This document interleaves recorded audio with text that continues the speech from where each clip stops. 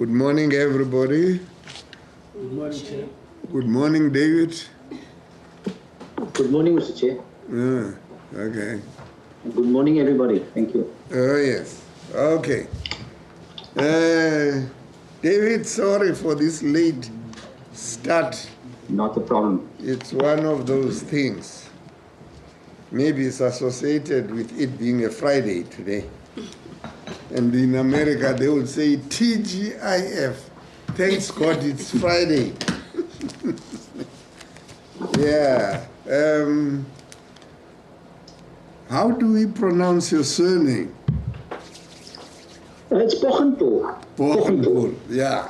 Okay. Like Swanepoel, it's Poggenpoel. Oh, yeah. Yes. No. Yeah, that analogy makes it easier to remember. Poggenpoel. Oh, yeah. Look, David, Mr. Poggenpoel, Advocate Mele is going to formalize your testimony today, and then thereafter Mr.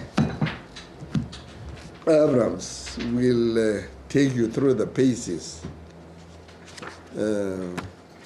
Advocate Mele. Thank you, Chair. Morning, Mr. Poggenpoel. Good morning, Advocate. Yes, will you be taking an oath or are you going to affirm?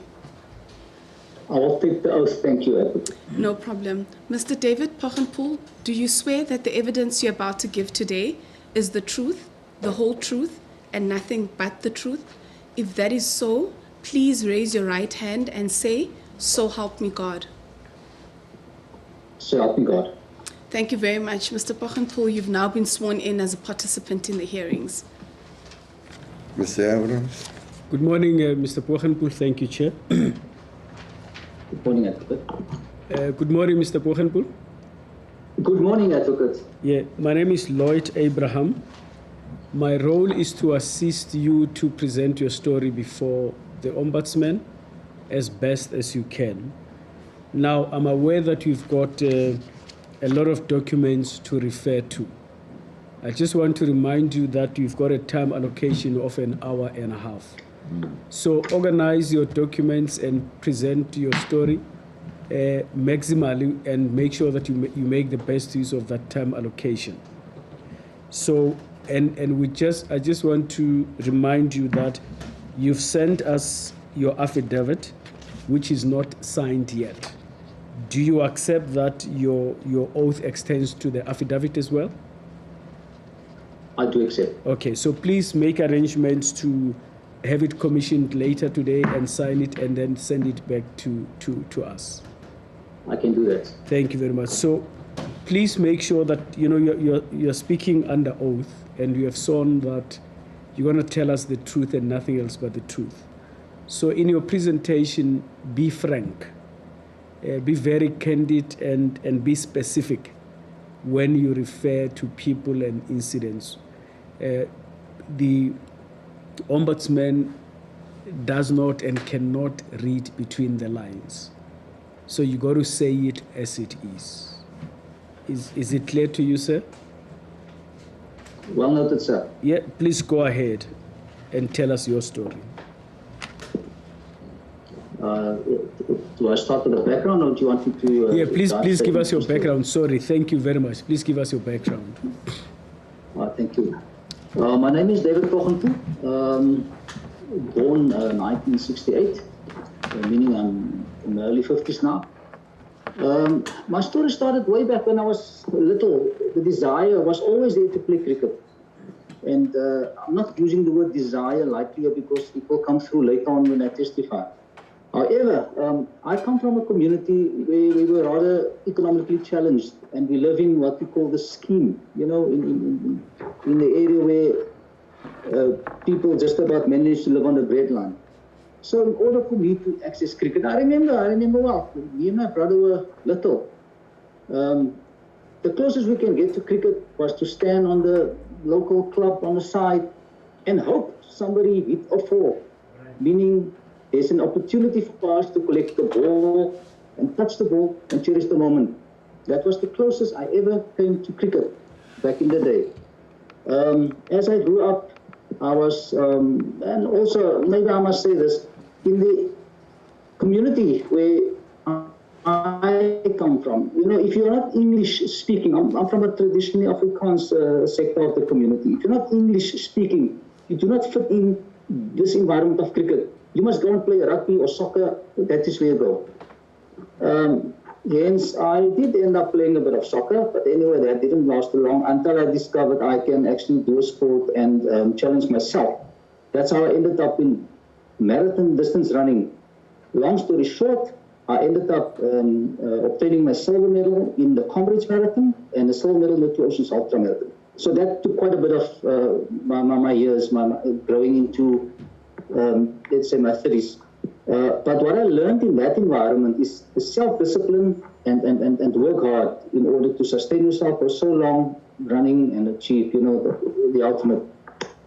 Then eventually I became a coach and an umpire in cricket umpire about 10 years ago.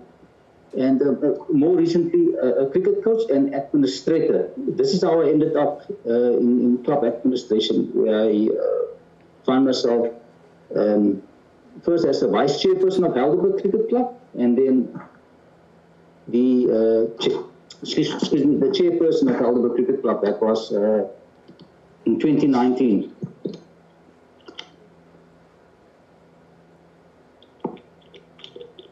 Now, Mr. Chair,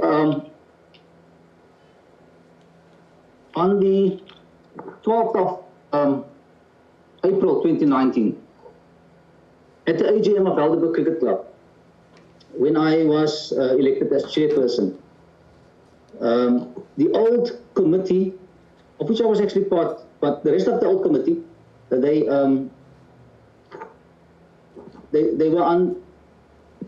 were not satisfied with the process, and they left.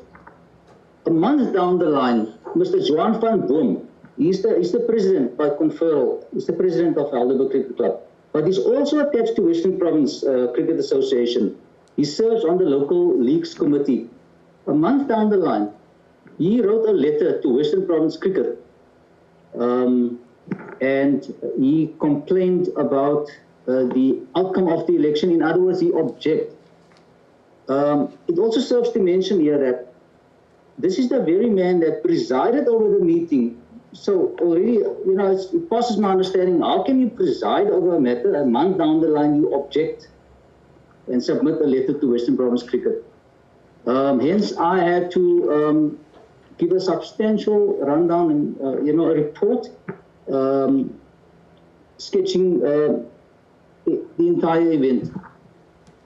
And in my understanding, the letter they received from, let's say, the complainant or the applicant, and the response I get from me as the respondent, in my layman knowledge, whoever receives this letter, the committee, whoever, they must have a sit down and look at what they have, what was presented in front of them, and they must come to a finding in terms of what is the way forward. Now, there was no such. The next thing I knew is I was summoned or requested to appear before the Western Province Cricket Board. I must now come and explain how I became chairman. And yet the person who presided over the meeting was the complainant. But anyway, in June, I entered the venue. It was at Newlands Cricket Ground. I entered the venue. What did I find there? Entire panel flanked by Johan van Boom and his entire ex-executive plus extras. But I knew in advance the process was, there was no thorough, proper process that led into this, and I went represented with a lawyer. Not because I can't defend. Sorry, yes, sir. When you were called to that meeting in June 2019, what were you told? What was the meeting about? And I take it that that meeting was with at the Western Provinces Cricket Association. That is offices, correct. Yeah. What was the meeting? You see, and that's why I say it passes my understanding, because to this day I still don't know if it was a disciplinary hearing I still don't know if it was a dispute. I still don't know what it was. Because if it was a disciplinary or whatever, there should be an annexure on the summons or notice or whatever. That is according to my understanding. As I say, to this day, I still don't know what it was. It was just, you are requested to appear before the cricket committee, and based on the report, the allegation that was submitted.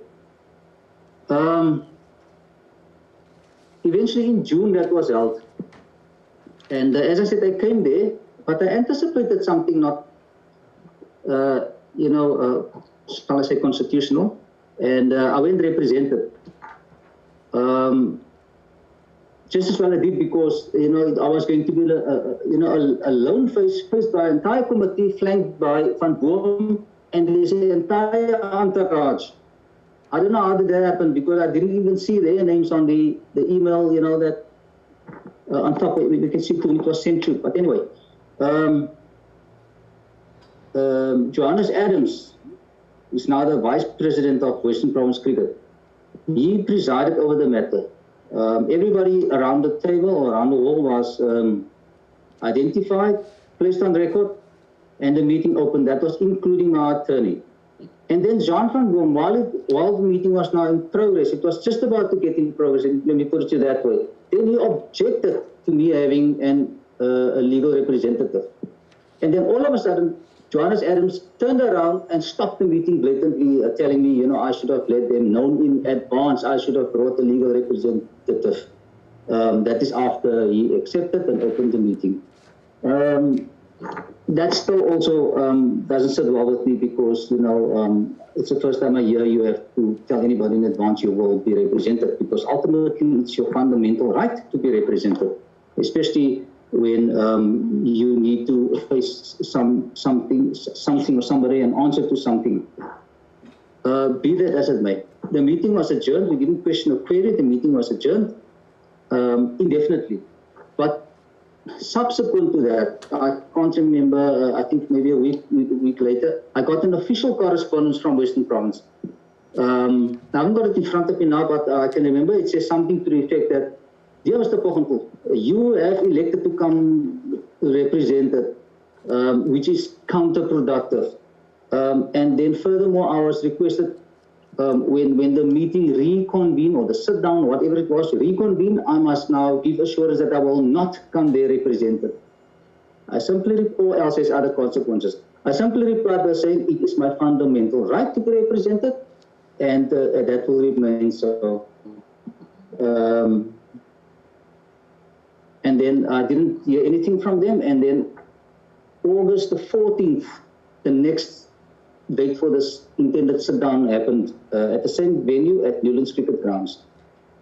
Yes, I went there represented again, and this time around it was the same place as I saw previously, but there was an addition of one person I haven't seen before, a white male I haven't seen before, and but anyway, I just thought maybe it's just an addition to, I don't know. But as the people were introduced, this man came on record as an attorney, Alban Wagner.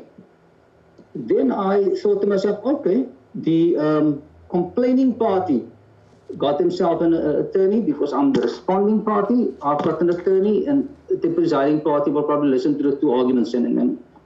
But I was really dumbfounded when I learned that attorney represented the presiding party, Western Province Cricket, not the other party. And he came on record as such. Mr. Chair, a marathon session later, and I'm talking maybe 4 hours later, in the end it was concluded I did nothing wrong, the process was fair, democratic, and the rest of it. And the status quo remained. However, I must mention this.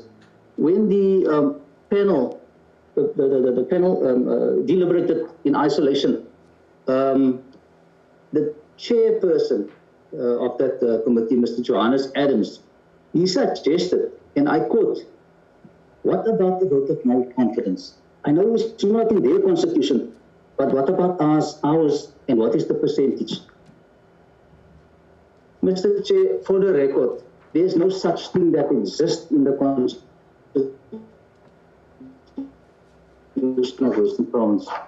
And I've seen it, and I've paged through that thing times and times again. There's no such thing in existence. But yet the chairperson, I think that was the last attempt to make sure, I forgot to mention the initial request from Johan van Boom is for Western Province Cricket to hand back the club to the old committee. That was the initial request. I just want to mention it now. So I do not know why Mr. Johannes Adams, after the deliberation was made in terms of me becoming the president, the chairperson of Heidelberg Cricket Club was done democratically and fair. And yet the chairperson of all people, hold on, what about this clause that doesn't exist? So that's always an indication to me that the submission of Johan van Boom had merit. I must also mention that Johan van Boom is affiliated to Western Province Cricket Association. He serves on the local leagues committee as well. So that was always an indication to me that they were going to assist him regardless. But that's how it ended. The status quo remained. By then, Mr. Chair, there was this much of the pre-season left for this new committee to get structured and get going in order for the cricket season to become. So this was an unnecessary interruption in our approach to get this thing going. But I need to mention at this point in time, while we were distracted with this probe into our club affairs in terms of my chairmanship and our committee, the guy from the previous committee, Marvin Roos, and this name will come up later on as I progress, Marvin Roos, who went behind our back silently, called an AGM of the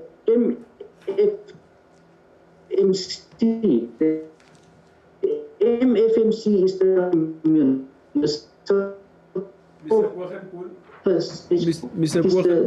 sports group. Mr. Poggenpoel, can you hear me? Went behind our backs while we were distracted and while we engaged in the tussle, this ongoing tussle.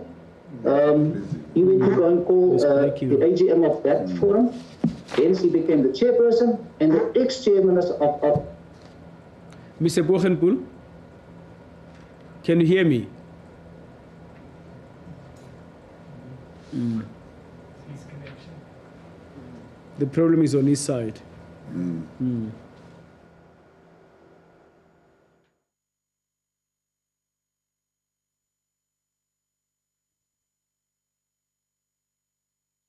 his side. Yeah.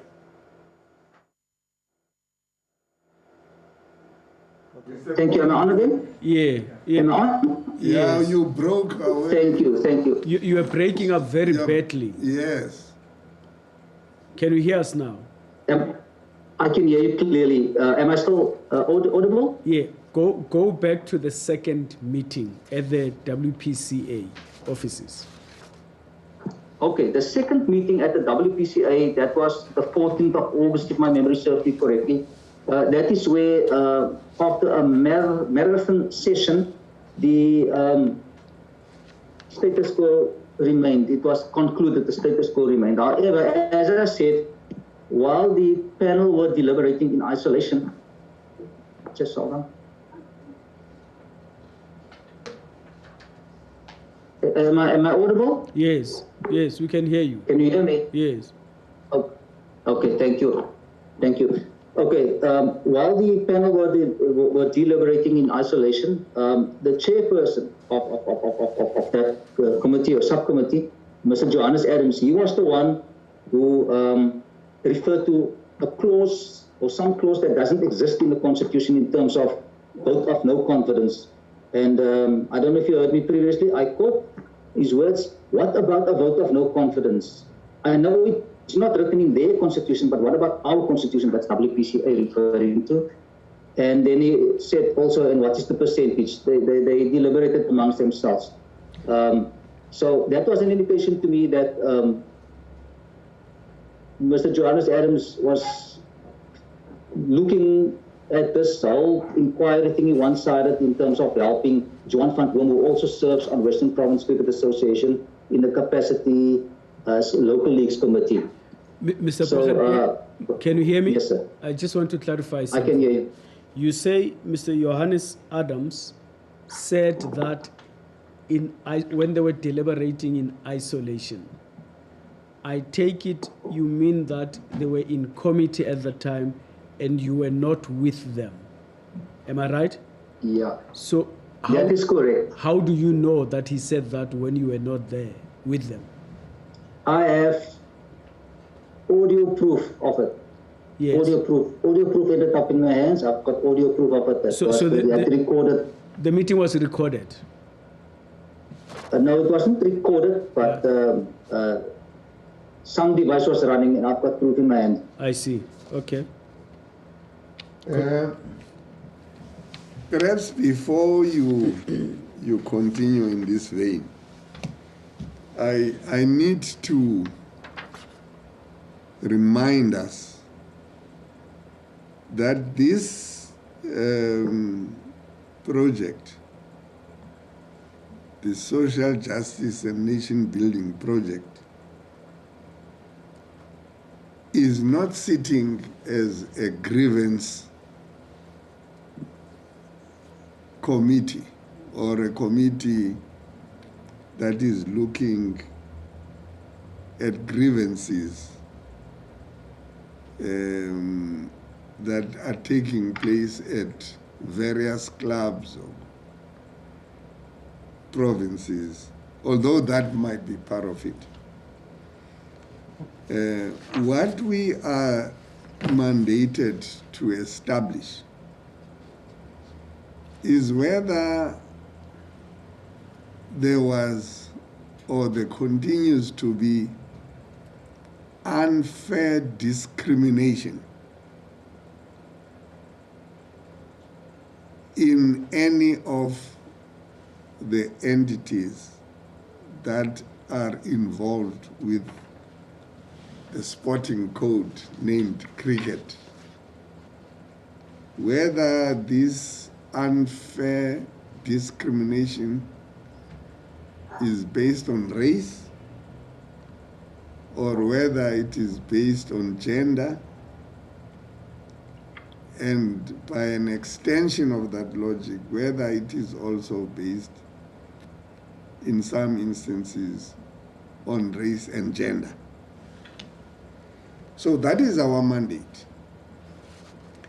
And therefore, even though there is legitimacy in expressing some of the things in relation to which you feel you were wronged by this cricketing entity you have been talking about, Helderberg Cricket Club, we should not lose sight of the fact that the mandate we have, the transformation ombudsman, has been given a mandate to look into instances of racial and or gender discrimination which has been unfair, and that unfairness is manifest when you look at what has happened in the last 30 years of cricketing in South Africa, from 1991 to 2021. So I just want to make sure that we understand what we need to accomplish by your testimony. Yes, if it is so that your experience in Heidelberg, which you have described, but which is specific to an incident, if that is also going to be able to be related to the mandate, then I understand. If you are going to be saying these things that happened to you, about which you are aggrieved,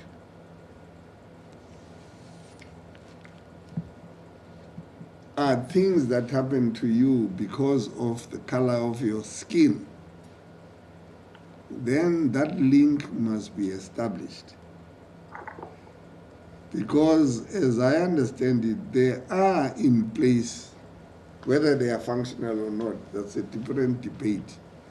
But they are in place grievance procedures that need to be followed by people who have been aggrieved by the conduct of those who are in authority. So I want you to bear in mind what our mandate, what my mandate is, and I've browsed through your statement, affidavit, and I would like you to get to a stage where even in the account of your history in cricket, you will remember what the mandate is. I see that you did, in fact, come to deal from paragraph 39 of your affidavit about what you call unequal opportunities and racism. So without limiting you, I wouldn't like you to get to 12:30, which is when you should, from 11 o'clock, have exhausted your 1.5 hours. A bulk of that time ends up having been wasted on what really is a grievance that you have of a specific incident or incidents, which in and of itself does not speak to the mandate of this project. So I just wanted to bring that to your attention, that whatever you say should be in support of a position that you take to say, because I am not a white cricketer, I am not a white selector, I am not a white coach, I am not a white administrator. What I'm going to tell you as my story is a manifestation of unfair discrimination against me, which was on the basis of race. I don't know if you understand what I'm trying to say. You must contextualize. Yes, thank you, Mr. Chair. I do understand. You see, I just thought I had to bring you in to eventually get to, the crux of the matter. But if I can get straight to that, Yes. With regard to the unequal opportunities and racism, because this ultimately what I underlined. Before you go there, Mr. Poggenpoel, I think what you need to do is to summarize, in line with what the chairperson has said, summarize the first portion of your affidavit, i.e. up to paragraph 37. You see where paragraph 37? Let me read it out. And so I think that you can use that as a launching pad then to summarize your first portion.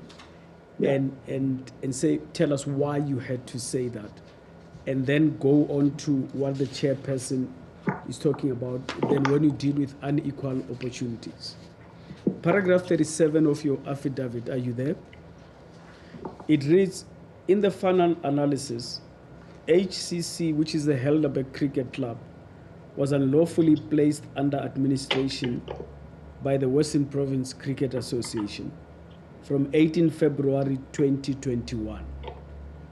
As from 1 July 2021, the administrators handed the reins back to the old executive committee after organizing an unlawful and unconstitutional AGM to which only selected people were invited. In my view, the sole purpose of the AGM was to hand over the running of HCC back to the old executive committee. And in 38, you say, I implore the Ombudsman to investigate this matter seriously. Please talk to that and use that paragraph, therefore, to summarize the first portion of your affidavit. Is it clear to you? Yeah, it's clear to me. Thank you very much. Please do that, and then we can then go to unequal opportunities. Thank you. Okay, just to summarize on that matter, I think it was on the 5th of December, we received an official correspondence of Western Province Cricket Association requesting, amongst other, my database, each and every registration form of our players, because by now it had become predominantly black, which I didn't understand. I still don't, why they want to interrogate that. You know, and all the other relevant documents, financials, and the rest of it. That was on the 5th of December. Now, I need to mention our AGM followed 4 days later on the 9th of December. Now, I have prepared everything they had requested. I had prepared and neatly placed it in files, because I also learned that 2 of the Western Province officials will come and observe our AGM. And that's why I wanted to start with the story from the beginning, because there's another name that needs to, that's relevant here. It's Shafik Nurdin, who at some point in time personally got involved. As the chairperson mentioned earlier, the discrimination, the discriminatory factor that is underlying in what I'm presenting here, that is basically where I wanted to slide in, basically. To such an extent where the Shafik Nurdin came through to Helderberg Cricket Club one evening with the club cricket coordinator Lindsay O'Malley, and in absentia, they pushed a motion of no confidence. That's why I had to mention it right up front, which doesn't exist. But anyway, I don't know how that came about. And also what I also learned is he didn't have a mandate from Western Province Cricket Association also to come through and push that motion through. But I ignored it, and things went on. And then on the 5th of December, I received this letter from Western Province demanding all the relevant information, your financials and the rest of it. But what was mind-boggling for me is why they want to peruse our membership. Because, as I said earlier, by now it's becoming predominant black, because now we're starting to afford opportunities to the outreach communities of, especially the one left, Munzamo, and the other socio-economic challenged areas where, crime are the order of the day. Now, I refer to the, since Helderberg Cricket Club also hosts the hub. So this is basically where the terms of reference comes in, from CSA terms of reference comes in from the hub. And it's highlighted here. One of the highlights on the terms of reference is to make gay cricket retain players at all levels of amateur cricket with the emphasis of club cricket. Broaden the game of cricket amongst black communities. Develop quality black African cricketers who will contribute positively towards the CSA pipeline plan. and obviously support the Cricket South Africa transformation agenda. Now this is subsequently what we have started. We've started that process, and we were blessed with the participants coming from Luandle, coming from Lunzamo, coming from the other areas, where drugs and the rest of it are the order of the day. So all of a sudden, this is the new face of the club. So this is where I found it very odd that, look, in Western Province, there's in excess of 60 clubs. Why does one club get correspondence from Western Province demanding, amongst other, forward me each and every member you have recruited, his application form? That's raised suspicion to me, because it tells me they want to purify my membership database. Because they want to do what? To purify? They want to purify. Purify, what do you mean? Purify, in other words, eliminate, and because that's ultimately what happened. Eliminate ultimately who? That happened. Eliminate who? Eliminate my Black Africans and my, other socio-economic challenge participants. Ultimately, it happened. That's why I'm here today. Oh, yeah.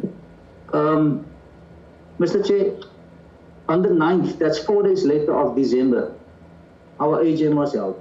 And as I said, there's in excess of 60 cricket clubs in Western Province. Why does one club must get correspondence of this? And why does one club, Western Province, must send delegations to observe our AGM at the request of the very person who complained previously? I know that's a matter on its own, that's another issue, but I just had to bring it in to sketch you the scenario. No, let me clarify one thing.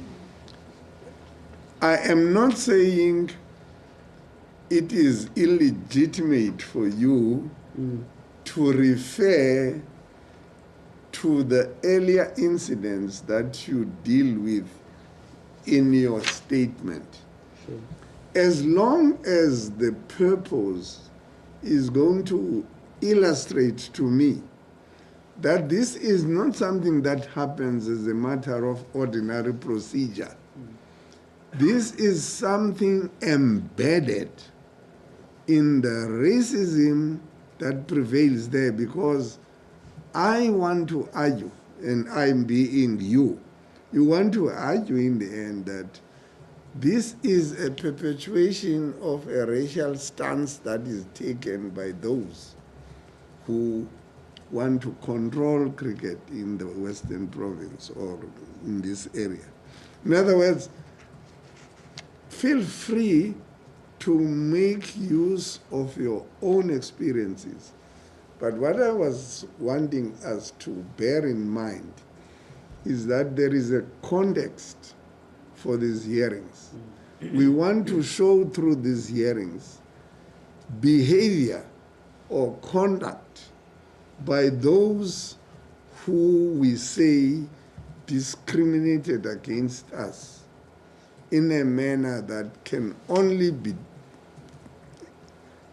described as having been unfair discrimination based on race.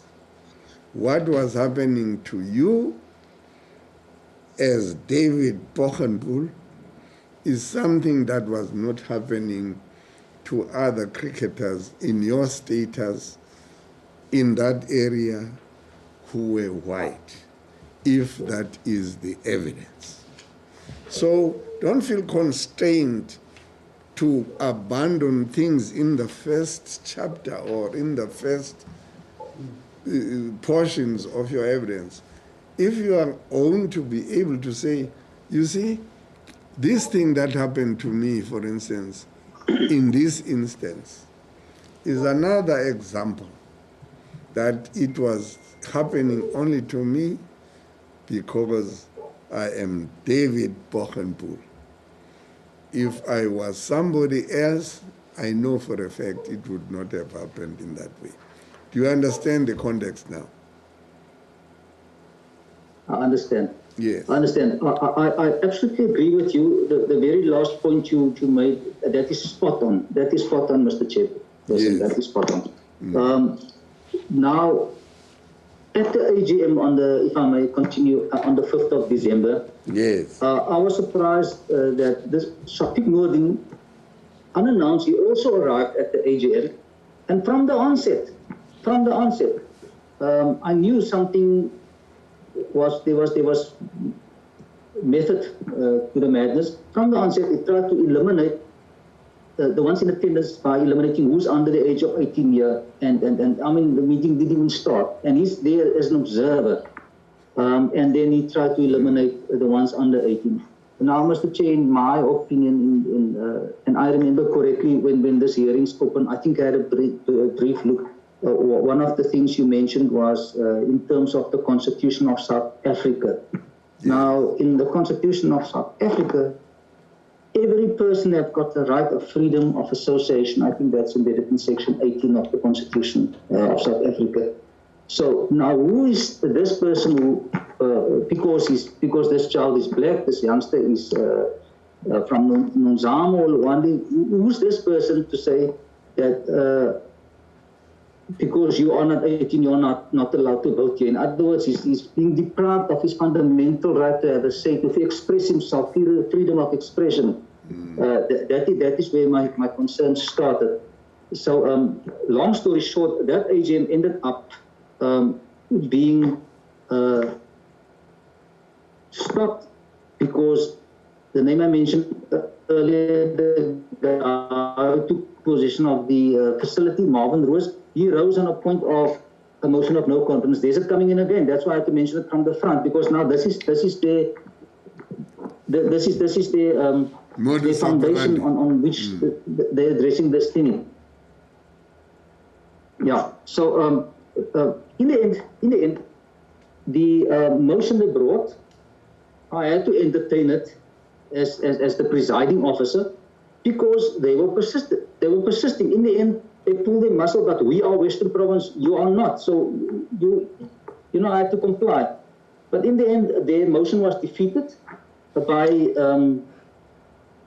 the club mayor, and it was all whites that played cricket. Now we've got these youngsters from the communities I just mentioned. They can only go as far as practicing, not allowed to play games. But yet white persons they don't even belong to Helderberg Cricket Club. I don't know where they're from, but they got the venue to play cricket in the face of my children. Now, you see, a person tends to get very emotional and angry about these things. That's why I decided, that's why I'm happy for this forum, because you need to know what's happening in the trenches out there. Now, the reason why I went straight to this forum is because Western Province Cricket are aware of the fact of the access to facilities. And I mentioned earlier this, Johan van Boom is instrumental in this. He is the president of the club, but yet he is affiliated to Western Province as well. And also, there is tons of emails, especially from the hub not having access to the facilities to play matches. Western Province are in the know. They are in the know for a long period of time. Eventually, I mentioned earlier, a small period of opportunity for these youngsters just to run on the grass, real grass, not the gravel and the others where they normally come from. That was also stopped. That was also stopped by Marvin Rose. And while this is being stopped, white youngsters, juniors, played and enjoyed a game of cricket on a fully prepared pitch. And I don't know how to explain this, but this is what hurts my sentiment. This is what I'm trying to bring across here. This is where the racism comes in. And Western Province were put in a no. I'm about to read you an email of a community member of Luandle, Mr. Kolani Matiso. He wrote this email and he copied in two persons at Cricket South Africa as well. This was written on the 11th of December last year. I think this is part of the correspondence.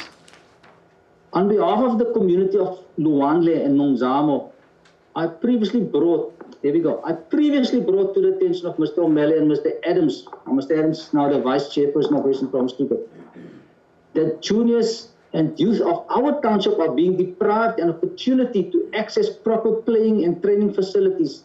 It was also pointed out that Mr. Marvin Roos, who is in charge of the facilities, are depriving our township children the right to access the sports grounds at Helderzeg. Helderzeg is the name of the sports grounds. This has been ongoing for a year now and nothing has changed. Now here's a man who's complaining now for a year, and everybody else has been submitting correspondence for as long as a year back, and nothing has changed. And now it even escalated to a point where white privileges are being promoted there, in front of us, not even. Let me rather reserve my comment there. No, don't reserve anything. Don't reserve anything as long as it's not a swear word. I was about to speak my mother tongue when I get to these, but anyway. Sorry, that is a trick. Now, further on, he said, now we as a township community understand why our children cannot advance in this sport. That's Mr. This is what. Matiso.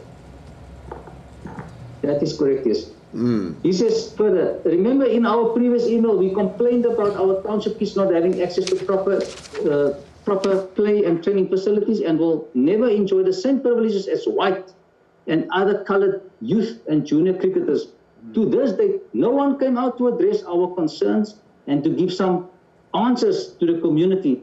All we got was an unsatisfactory email from Western Province Cricket. I'm not sure what that email was. Maybe your email noted, blah, blah, blah. That's it. Furthermore, he says, this Marvin Roos guy, he made sure since last year that our township youth players will not come and play on their own home ground. I just mentioned these whites are not even from Helderberg Cricket. I don't know where they come from. On their own home ground. No one came out, sorry. He said, yeah, just as well, we decided silently to observe the our meeting that he's referring to, that AGM I just referred to, the 9th of October. And there they experienced firsthand that Western Province actually sent delegates to make sure that the old guard, that is Van Boom, Marvin Roos, and then gets reinstated. Now I'm starting to explain why I started back there, the reinstatement of these people. Because this guy brought black and other unwelcome faces to this pristine facility. And I think, yeah, I'm speaking under correction, perhaps that is the crime. Perhaps that is why it's because of me as the chairperson alluded earlier. As proof of racism, we have reports of cricket games that were played at Helderzeg Sports Field by white juniors who does not even belong to Helderberg Cricket Club, and the attached photos. I don't know if you have received the photos as evidence, as proof. Yes, it's attached. Now, this was on the 11th of December, and this was written to Western Province and CSA as well on the 11th of December. Mr. Chairperson, later on in December, I think it was around about the 20th, I'm not sure.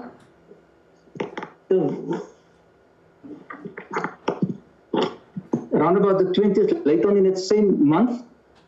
Now, look, this email, this community member wrote, I don't know if it was used as toilet paper or I don't know. But later in that same month, another incident of similar nature happened at the Helderberg Sports Ground. Mr. Chairperson, this time the media was there.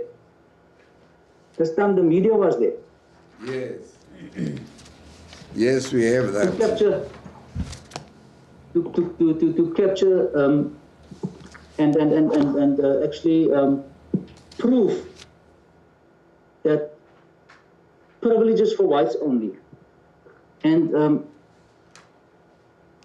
what passes my understanding with regard to this media article, Mr. Chairperson, is the fact that instead of Western Province coming out and do something about it, like immediately, they probed into who is the source that spoke to the media. Yeah. That is what I did. So instead of addressing the issue, they spend time witch hunting. Going Excuse me, sir? So is your evidence that instead of concerning themselves with what was being complained about, they rather go on a witch hunt to establish who has caused this focus to be, who has caused this attention to be placed on the issues that were being complained about? Is that what you are saying? That is what I'm saying, Mr. Chairperson. Yes. Just before you proceed, Mr. Poggenpoel, for the record, the email that you say was written by, is it Mr. Olari Matiso? That is correct, yes. Who is it addressed to? It is, I haven't spoken to this guy before, but he's a member of the, you see the youngsters of Luanle and Munzamo. No. The parents. No, you're not understanding my question.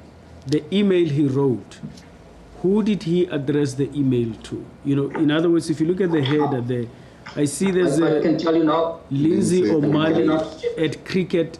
He addressed it. Yes, he addressed it to Lindsay O'Malley, that is the club cricket coordinator at Western Province Cricket. Yeah. He addressed it to Johannes Adams, who's the vice president of Western Province Cricket Board. Yes. I see there's a David Makopanele, the cricket. Okay. That's CSA, and there's a Edward Kosa, and that's also CSA. Okay. And then there's also other Daily Voice Media, City Vision Media, and also the Cricket Services Manager of Western Province Cricket, Mr. Clinton Dupree. They all received this email. So what I want you to confirm, What I want you to confirm, Mr. Poggenpoel, is that among other people, this email was addressed to the CSA. Yeah, I see there's two role players of CSA on this email mentioned. Do you know if there was any feedback from the CSA at all? Unfortunately, I don't know if there was any feedback. Okay. Well, but Mr. Chairperson, as I said, this was on the 11th of December when this man wrote this email. Okay, we'll clarify that. Later on in that same month, on the 19th, 20th of December, the same incident repeated itself in terms of this media article. So that tells me there was no intervention in the days following that the email. Okay. Yes. Mr. Chairperson, then, yeah, this is. I just need to mention one more thing that's written in this media article.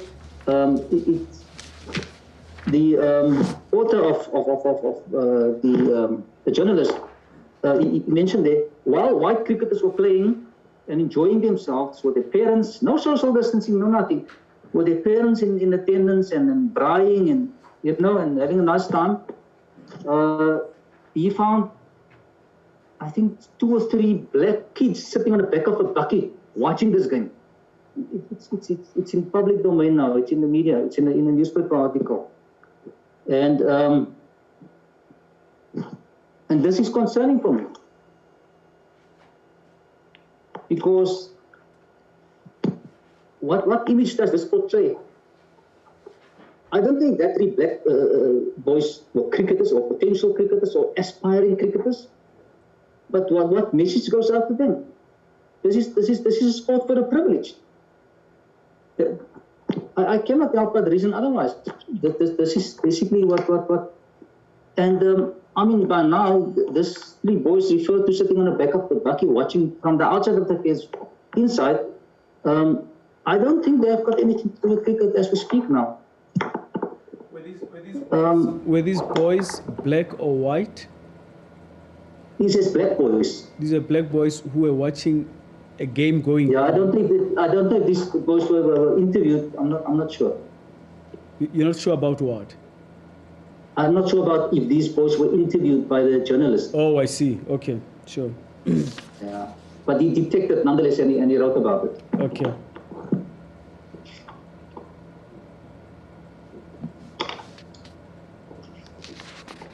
Mr. Chair, by now, Do we have a sense of the time or the year when this was reported about?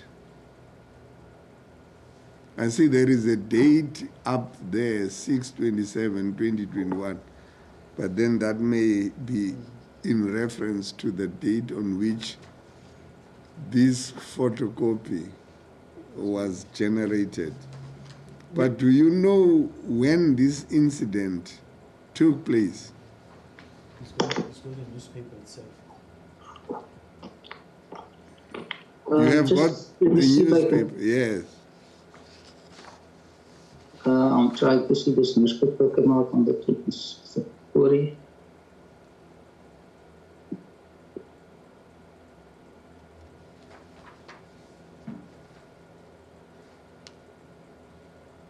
Mr. Chair, I think it was the 20th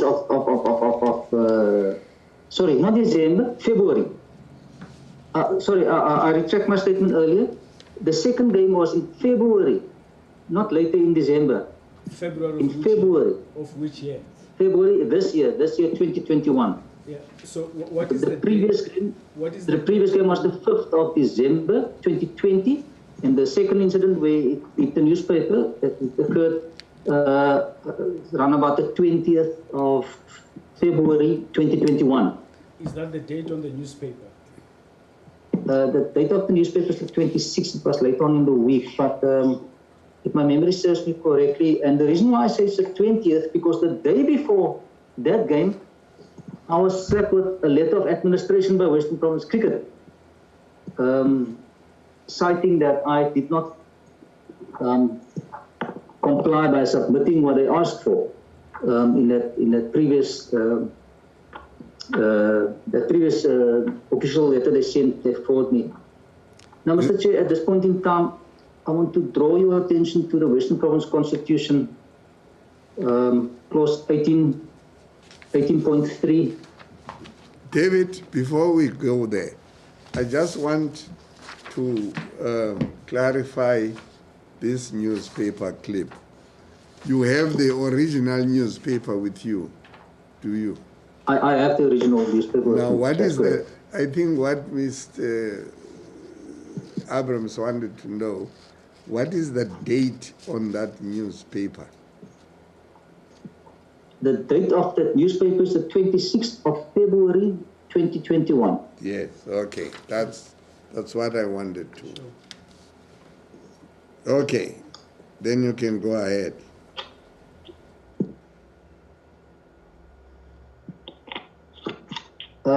As I said, Mr. Chair, a day before that all-white match was played at our facility that I didn't know anything of, I was served a letter by Western Province placing me under administration, and they said I've failed to submit what they requested earlier. And if you remember carefully, I said earlier, what was requested at the meeting of the 9th of December, I have prepared leak-in files for them to take. But when they were defeated in that motion, they were visibly upset. I'm speaking about the Western Province delegates. They were visibly upset, agitated, and they left like a dog with his tail between his legs. That's how they left. And they just left whatever I prepared. Look, Western Province requested me to prepare each and every participant's registration forms, the financials. I prepared everything. It was neatly placed in files on the table, ready for them to take. So I complied. Even though I was not necessarily in agreement, but I complied nonetheless. But they left without it because they didn't come there for that purpose. They came there simply to remove myself and my committee. And I told you why I'm the obstacle. Obviously, as we go along, you understand why I'm the obstacle. So on the 19th of February, I was placed under administration, and they cite clause 18.3 of the Constitution of Western Province Cricket. So, Mr. Chair, with your permission, I'd like to draw your attention to that clause, if I may read it. Yes. Clause 18.3, administrative and financial affairs. It says, the board shall be entitled to inquire into the administrative and or financial affairs of the affiliate member, like ourselves, the clubs are there, and to recommend, and when necessary, to recommend the corrective measures in this regard.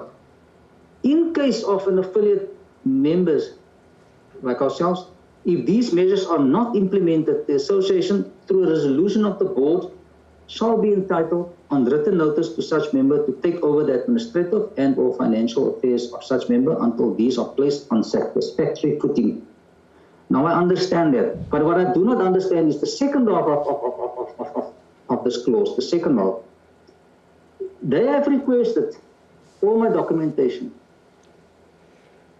They never perused it, they never went through it. So how do they know what corrective measures must be put in place? And if that were to be the case, then I should have been allowed to comply, and if there is non-compliance, then only in my opinion, this clause comes into effect. So already I've got a problem with that clause, the very clause reasoning, giving the reason why Helderberg Cricket Club must be placed under administration. That's why I say it is irregular, unfair, unconstitutional, and I'll even go as far as saying unlawful. Then I want to draw your attention further, Mr. Chair, to clause 18.5 of the Constitution of Western Province. It says step-in rights. Nowhere in this correspondence that Western Province sent me, they exercise their step-in rights as per clause 18.5. So, in my humble opinion, if they did not exercise their step-in rights, how can they step in? Because this correspondence doesn't make mention that Western Province are applying clause 18.5 and exercise their step-in rights. That is the problem I have. But we find ourselves now in a situation where this administration have gone all the way. It came to a point where we received notices of an AGM to be held. Remember, the AGM of the 9th of December last year, 2020, has been adjourned. It's been adjourned. Now, how can you call a fresh AGM where there's still an outstanding AGM that still needs to be concluded? On this AGM, and if you all remember, that was now in the 1st of July. 1st of July was in level 4, where social gatherings were prohibited. But Mr. Chair, what passes my understanding is the fact that they elected to have a virtual AGM. Now this again, my children from Luanle and Nzamo and all the other areas where they struggle economically, you know, how on earth will these participants afford data to stream online for an AGM? That is my first problem. That's why I said earlier, they want to peruse my membership data list in order to purify and eliminate. You don't belong here, you don't belong here, you don't belong here, and eliminate. Because ultimately, that link for that online AGM by the administrators, in my opinion, is illegal because there was no step-in rights to these administrators, by these administrators, was only sent to 3 of our existing executive members at the Helderberg Cricket Club and nobody else. And then all of them, it amounted to, I think, 48 recipients of that link. Some of these names I haven't seen before. And I was told, it came to my attention that Johan van Boom constructed a carefully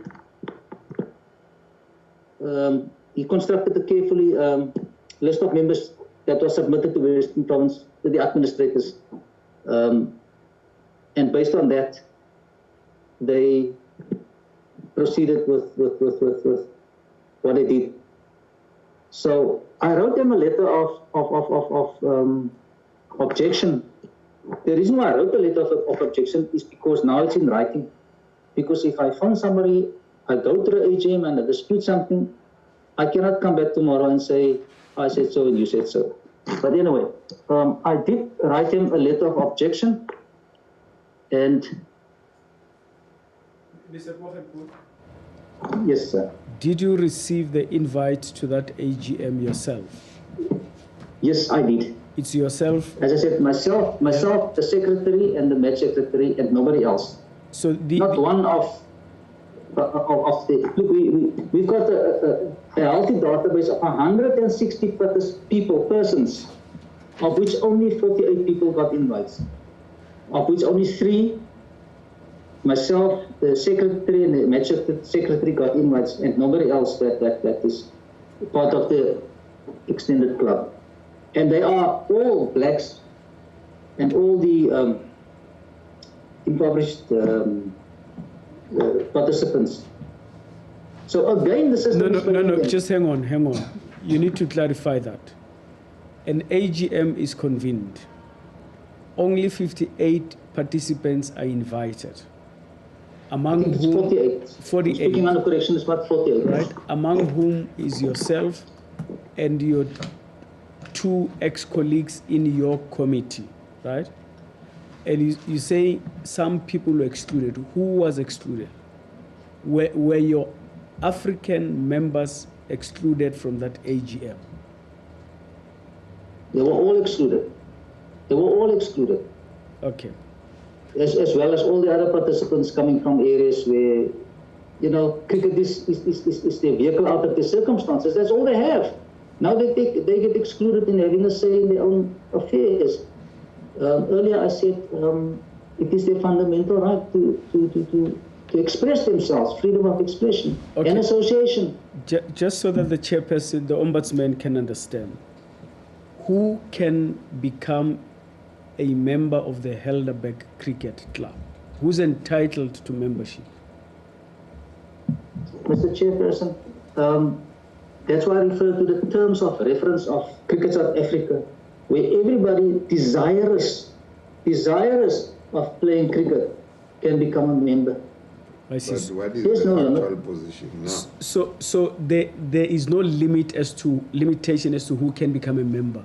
You mentioned Luandle. Absolutely. You mentioned Luandle. You mentioned another township, and I take it that it's closer to where you are, right?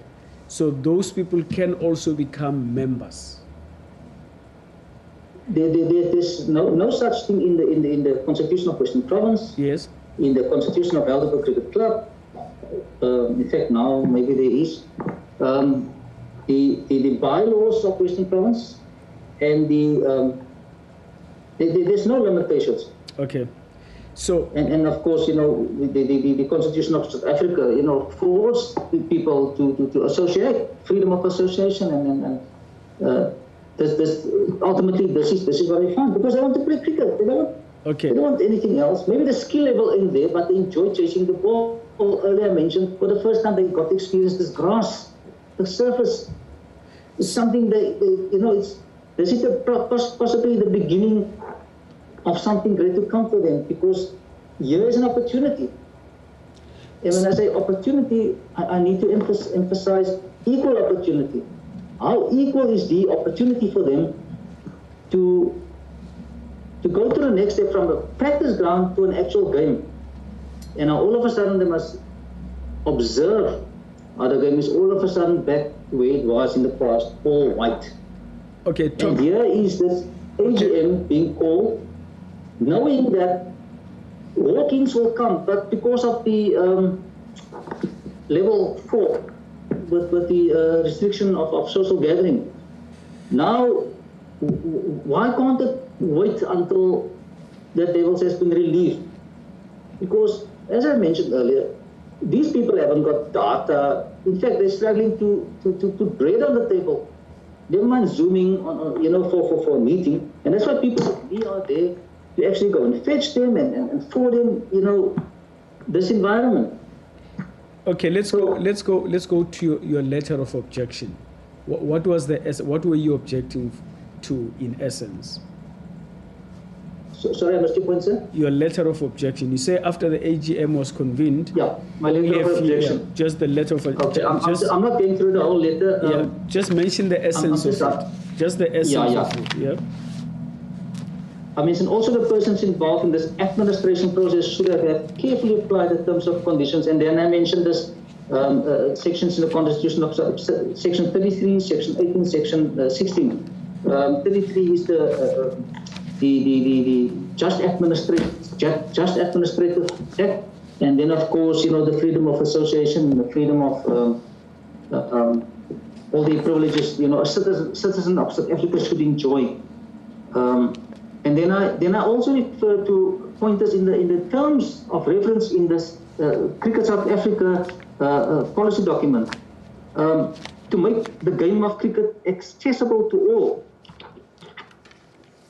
Retain players at all levels of amateur cricket with the emphasis on club cricket. Now this is now where the participants go into club cricket. It's written in the CSA document. So who are they to say it cannot be like that? That's what I'm trying to say here. Capacity building and create a window of opportunity.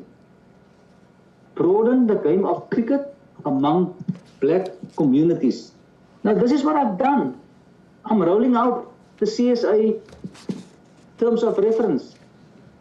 Now, Western Province, through this administration process, do exactly the opposite by eliminating. And today, in fact, last night, the club was handed over back to the previous executive. These participants are lost forever. I don't know.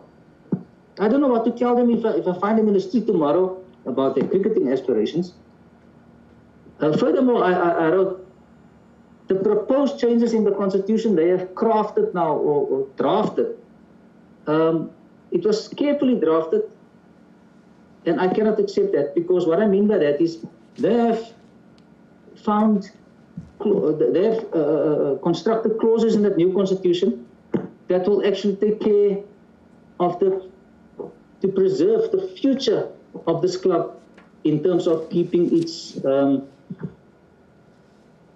I cannot say whiteness because it's actually a colored club, but to keep the unwanted people out. That's how carefully constructed this Constitution has been drafted. I cannot elaborate on that now, but that's the sense I get there. Okay, just hang on, Mr. Poggenpoel.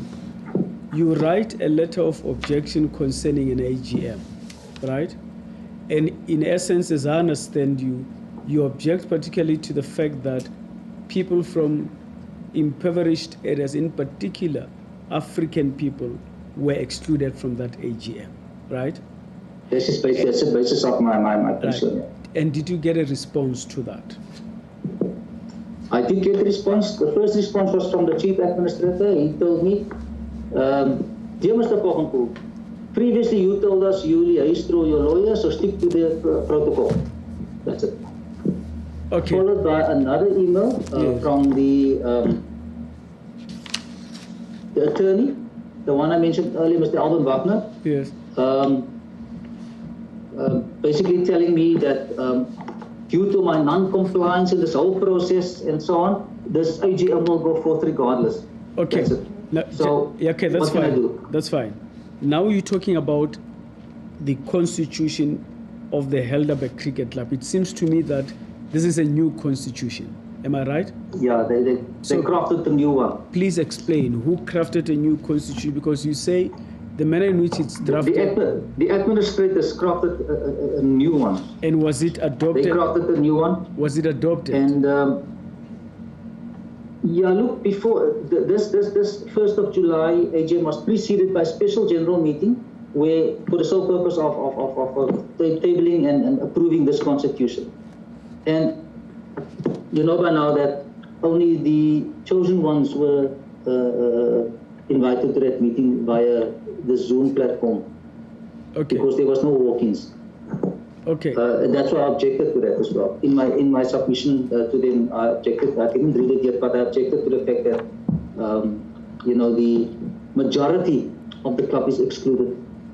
And you say that this constitution is designed to exclude people from particularly disadvantaged areas, and especially Africans.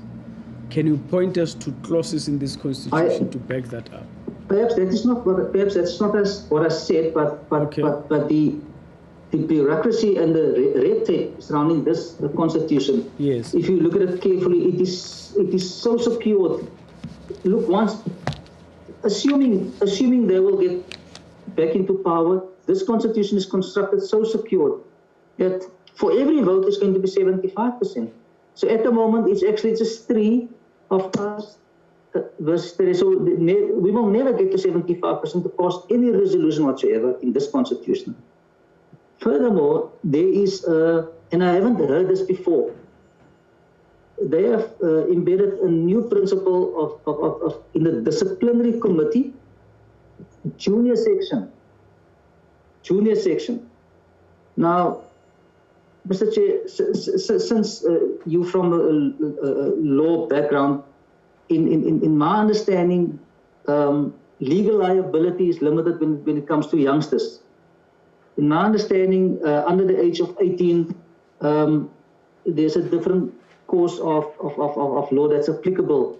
Instead of normal sanction where, let's make an example, where there's theft, there is, after conviction, there will be a sentence in terms of jail or whatever sentence. For a juvenile, a youth person, there will be a diversion, for example. So, in other words, law treats juveniles differently. Now, whereas this constitution brings in and surfaces a section that I haven't heard before. It's a disciplinary junior section. So that tells me indirectly that should my juniors somehow be part of this new club, they will disappear like flies in terms of being addressed disciplinary, because ultimately this new committee have got the power to expel or suspend members. Like, I mean, that is basically a given. But the thing I'm trying to emphasize here is this is a red flag for me. Disciplinary junior section, and I'm not too sure what Mr. behind that one. We have got 4 minutes. What are the best points you would want to make within that 4 minutes? Mr. Chair, there's one more point I'd like to make. Cricket 4 was minutes, stopped. Cricket was stopped in its entirety, Mr. Chair. I've got correspondence from the chairperson of the board stopping cricket in its entirety. That includes all forms of cricket, KFC mini cricket, all cricket across the spectrum. So now, remember, we've got no facilities to practice. Now, what I've done, me and the head coach of the hub, on our own, we have taken these kids elsewhere in the open, what we call the flucky. It's not safe, but anyway, they just want to express themselves and play cricket. At the same time, some of these kids must go and play trials for Western Province, but they've got no facilities. They use this facility. But the reason why I'm showing this letter, where the board have resolved to stop cricket in its entirety, while nobody was watching, the board have approved the Cape Premier League cricket tournament for youngsters. Now, this Cape Premier League is predominantly played by whites or other privileged, and excluding our kids. At the same time, after this tournament, the Western Province trial starts, this age group trials. So you can only imagine, my kids will be cannon feed to these youngsters. They have the privilege of practicing on facilities. They have the privilege of playing, while my youngsters have got nothing. Mr. Chair, if I may, I've got 2 cricket balls here. You can see this is what the cricket ball look after 2 days of practicing with these youngsters. This is what we have. This is what we do. The reason why I show you these balls is the privileged ones. They got the facilities. They got the practice facilities. They even get the board even behind our backs approved this tournament for these privileged whites and other privileges to express themselves beautifully in the game of cricket. Wow. Our youngsters must play here in the Flakkie, where in that corner they smoke drugs, daga, whatever, but there's the only little space we have, and I'm there with them. The head coach is a female, she's there with them. And this is what the balls look at, but they just want to play. At the same time, come tomorrow, they must go and play trials, which happened now, and guess what? They were cannon feed for these whites. They were cannon feed for these privileged. Mr. Chair, that basically sums up. Look, I've got quite a few preparations, but I think that basically sums up. Now, in conclusion, Mr. Chair, my concern is how will these victims of injustices be helped tomorrow? I'm positive, or I was positive, still am, that this forum will perhaps be a platform for them to see tomorrow within this environment. But I heard previous speakers speak, and what concerns me is Tommy Cholekile made mention of, in Western Province, only two black players ever got to play for Western Province in the top team at the franchise level. Only 2. That's Tommy Cholekile himself, and I think he referred to Sia Someto. I'm speaking under correction.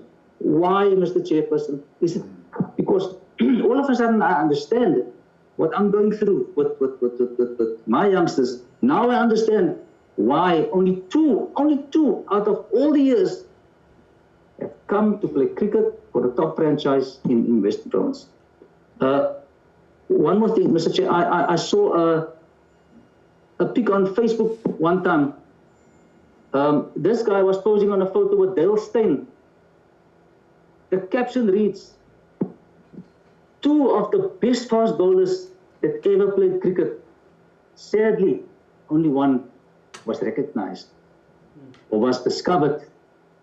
Now, how can we discover a youngster from the township if this is the trend?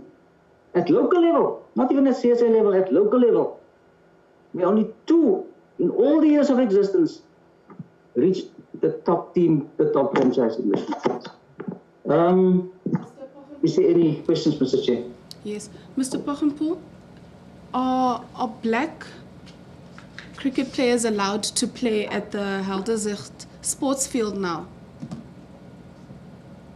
Excuse me, ma'am? Are black cricket players from the township, as you say, are they allowed to play in the Helderzicht cricket field or sports field? You mean African? No, not at all. Not at all. Not at all, Advocate. That's why the cricket balls look like this, because I have to take them to alternative venues. It's not conducive for play. But I need to keep them busy. I need to keep them, they must play. I can't abandon them. I will never abandon them. Okay. But they're not allowed there. But whites are allowed. That's what I'm saying. Thank you. And Western Province bears knowledge for more than a year ago, almost 2 years ago. They bear knowledge because there was constant feed of complaint after complaint regarding access to facilities all the time. Thank you very much, Mr. Poggenpoel. We've exceeded our time by a couple of minutes, but this 1.5 hours or more has been worth the time that it provided us to engage your thoughts and to have something to take away with us as we go ponder what kind of report we need to have, because this is a project that hopefully will result in something worthwhile. We would hope that at the end of the day,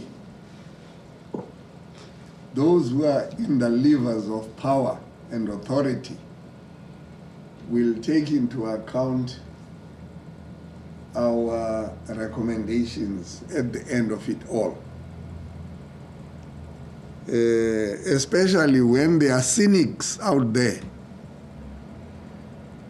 like it has been drawn to my attention that when a particular white journalist was making commentary on these hearings, he made bold to say they are nothing but woke moralizing, in quotes, and I quote, a chorus of political correctness, close quotes. So the struggle continues, and it will be won only when we have people like you who are prepared to come to this forum and say, for how long will this unfair discrimination on the basis of race and gender continue? I can't give you an answer now, other than just to thank you for having come to give us a perspective. Others will come. Maybe others who feel that we are engaged in an orgy of woke moralizing, and that all those who come before us are engaged in a chorus of political correctness. Time will tell.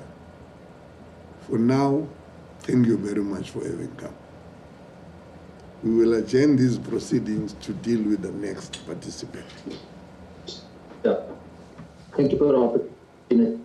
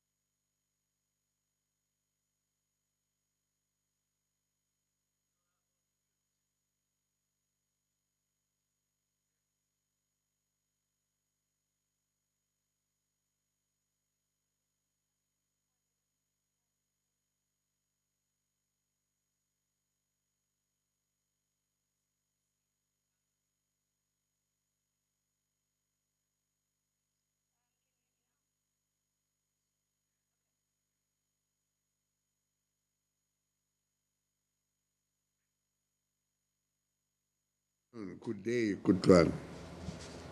Good afternoon. Is that how you Yes, pronounce your first name? Kutlwano? Kutlwano, yes. Kutlwano. Not Kutlwano. Yes. Kutlwano. Kutlwano. Kutlwano. Okay. Yes. Mokwena. Mokwena, yes. Okay. Kutlwano. Thank you very much for appearing. Advocate Ngele is going to do the administration of the formalities before you testify, and then Mr. Lloyd Abram will take you through the paces of what you want to say as we understand it. Advocate Ngele. Thank you, Chair. Afternoon, Ms. Mokwena. Good afternoon. Are you going to take an oath or are you going to affirm? I'll take it off. No problem then. Ms. Kutlwano Mokwena, do you swear that the evidence you're about to give today is the truth, the whole truth, and nothing but the truth? If that is so, please raise your right hand and state, "So help me God." So help me God. Thank you very much, Ms. Mokwena. You've now been sworn in as a participant in the SJN hearings. Mr. Abram. Thank you, Chair. Ms. Mokwena, good afternoon. Good afternoon. As the chairman, the ombudsman said, my name is Lloyd Abraham, and my role is just to assist you to put your story as well as best as you can before the ombudsman. So I just want to remind you that we've got a time allocation of 1.5 hours to do so. So please pace yourself in such a way that you use the time maximally, and by the time elapses, you would have told us your whole story. And please be as specific as you can be frank and candid with us, so that the ombudsman can understand exactly what it is you wanting to say before him. He should not even have to second guess you. So please be as candid as possible, because you have taken oath, and you've taken an oath to say that you're going to tell us the truth, nothing else but the truth. So we've got your submission before us, and from what we gather here, you have just given us bullet points, and so you're going to talk to each of them. I think there are about 6 bullet points in total. So pace yourself in such a way that you distribute your time efficiently and you are able to tell us your whole story. Is that okay with you, ma'am? Yes, that's fine. Yeah, it's over to you. Please tell us your story. But perhaps, my name is... but perhaps before you begin, I can see that in the bullet points you just zoomed into issues which you consider important. But I think it would enrich your story if you just told us, like, when did you become, interested in cricket? In what way, where, this, that, up to the time that you now come to zoom on this one pager of yours? We would like to know more about Kutlwano and how Kutlwano is associated with cricket, where Kutlwano was born, where she first met cricket, and how and why cricket when there's netball and everybody and everything else. You see, that kind of thing. Humanize your presentation. Okay. I'll try and keep it brief. It's a very long story leading us to where we are today. Tell us in its entire length. Okay, my name is Mokwena, as you've already put on the record.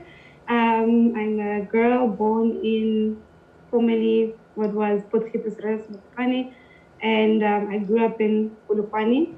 I'm a former South African gymnast, and my interest in sports came because I came from a family that was very involved in sports. My father was a physical education lecturer, and so I grew up just being exposed to many sports.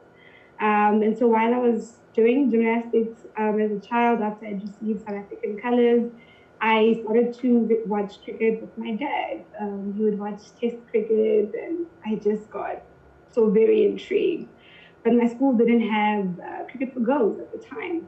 So eventually I left gymnastics to find a school that played cricket. And luckily for me, in the high school that I went to, they did have girls cricket, and there was a league in our province for girls that could play cricket. And so as soon as I started high school, I was playing cricket from the very beginning. I was in love with it. I knew that I wanted to not only play it, but to be a part of it. I wanted it to be a part of my life. And from that moment on, it just took over my life. It's been part of my very short life, not very old, so my short life for a very long time. So as soon as I got to high school, I played cricket for my high school, and then I went on to play provincial cricket 4 or 5 years that I was in high school. When I left high school, I then obviously had to make a career choice, and I went into studying sports sciences with the interest of working in cricket. And so in my time as a student, my lecturers and parents then said to me that instead of just waiting to finish studying and hope you get a job in cricket, why don't you get involved? And so because I had been a player, I had obviously contacts, and they could allow me to be exposed to the inner workings of cricket that I wasn't exposed to as a player. And so because of that, I started volunteering at every event that I could that was cricket related. I eventually went on to do a coaching certificate, and I started coaching boys cricket. I then, after coaching boys cricket for some time, Northerns approached me to start coaching cricket, their girls cricket at a provincial level, which I then did. I enjoyed coaching very much, but I felt that my studies were leading me into more what I wanted to do was research, innovation, making sure that cricket for both boys and girls in the country could be improved. And so I wanted to go into administration so that I could understand how exactly administration works, how the decisions that are taken, how are kids measured, and what are the systems that are in place in Cricket South Africa and with its affiliates. So as soon as I graduated in 2016, I was actually my undergrad was 2016 and my postgraduate was 2017. As soon as I graduated from there, I then was fortunate enough to get a job at Poggenpoel Cricket as the youth and schools coordinator. I went for an interview and they took me. And then I eventually got involved with women's cricket because I had played cricket for them. I had played cricket as a senior women's player, and I had also had a brief stint of coaching and managing the team before I actually started working with them. So I went on and I took that up in August of 2017, and it has brought us to where we are today. I'm still working for Limpopo Impala Cricket as a youth coordinator and a senior women's cricket manager. I'm also still pursuing my studies. I'm doing a master's degree in kinesiology and coaching sciences, in and around things that are related to coaching sciences and cricket-related programs in the country. Yeah, that's me. Yeah, thank you. That's how we arrived here. Thank you for that wonderful background. So you can continue to tell us your story now. I eventually started working at Limpopo Impala Cricket.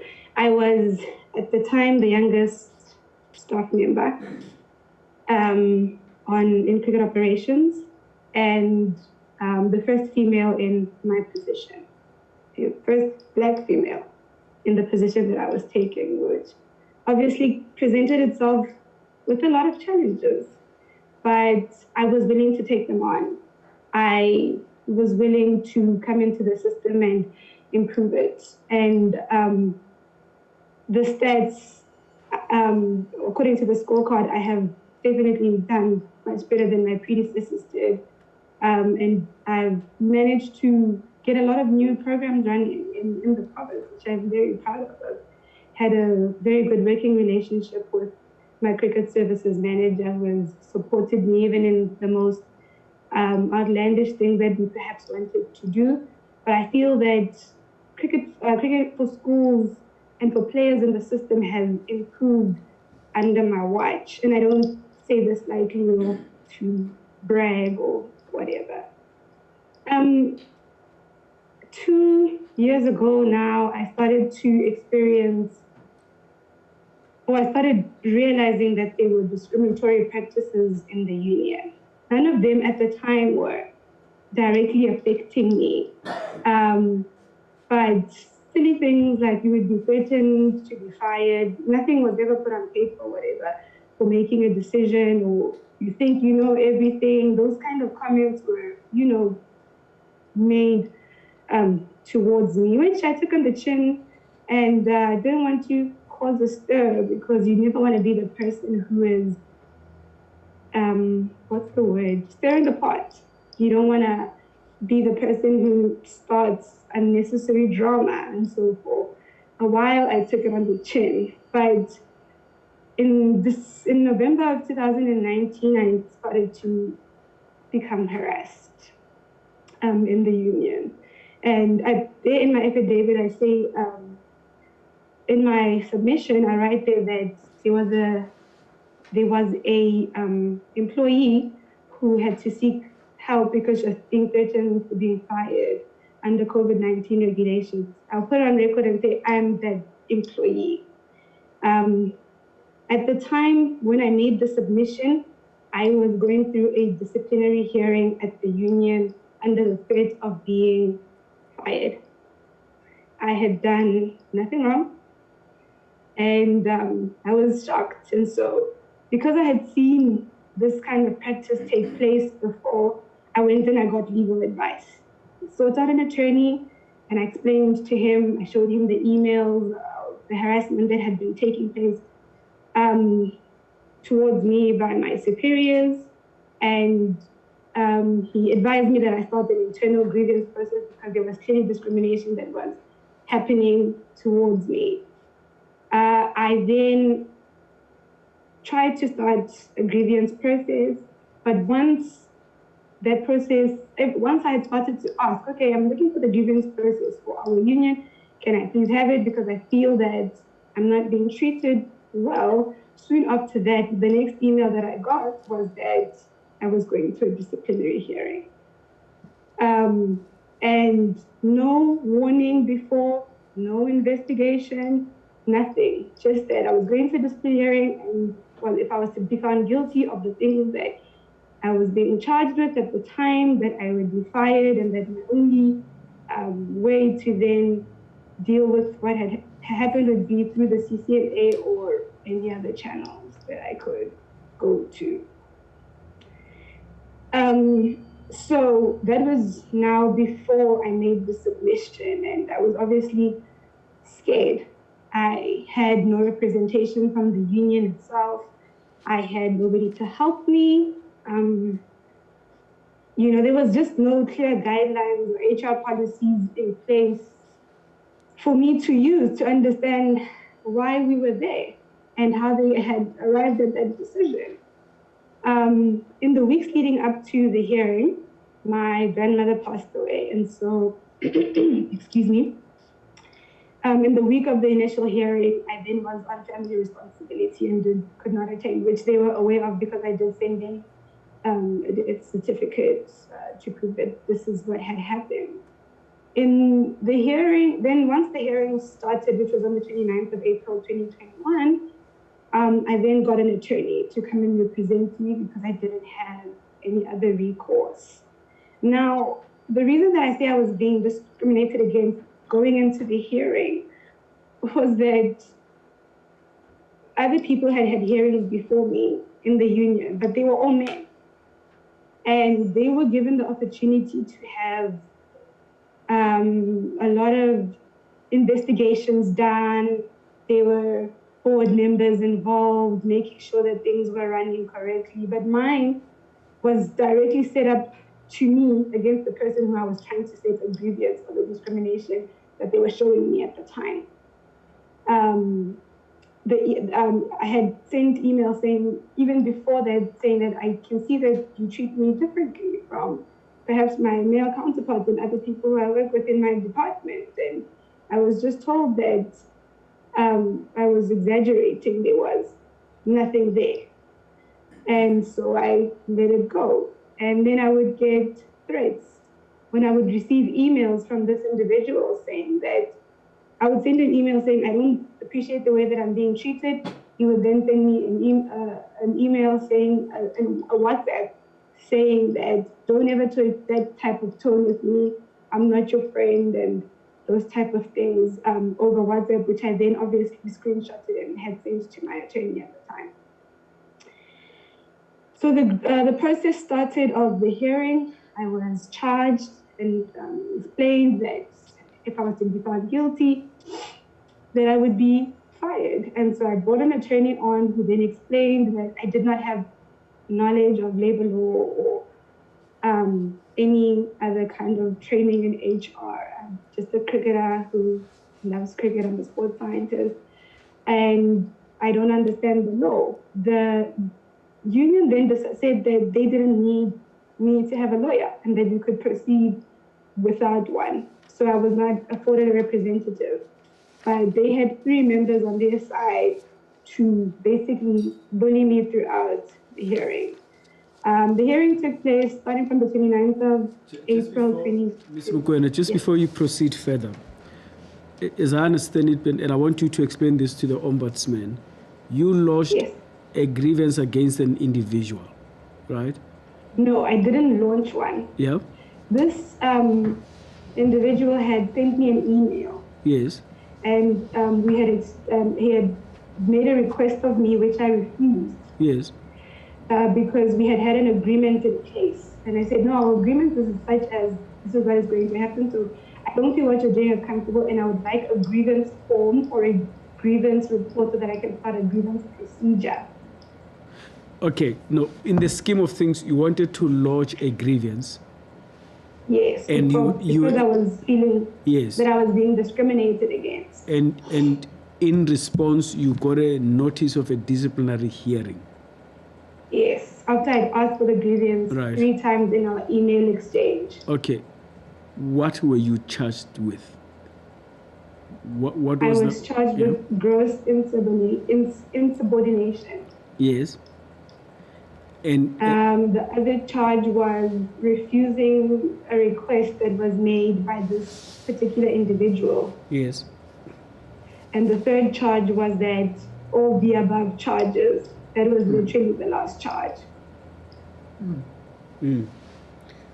So, and you say you felt a lot of harassment before you advised to lodge a grievance.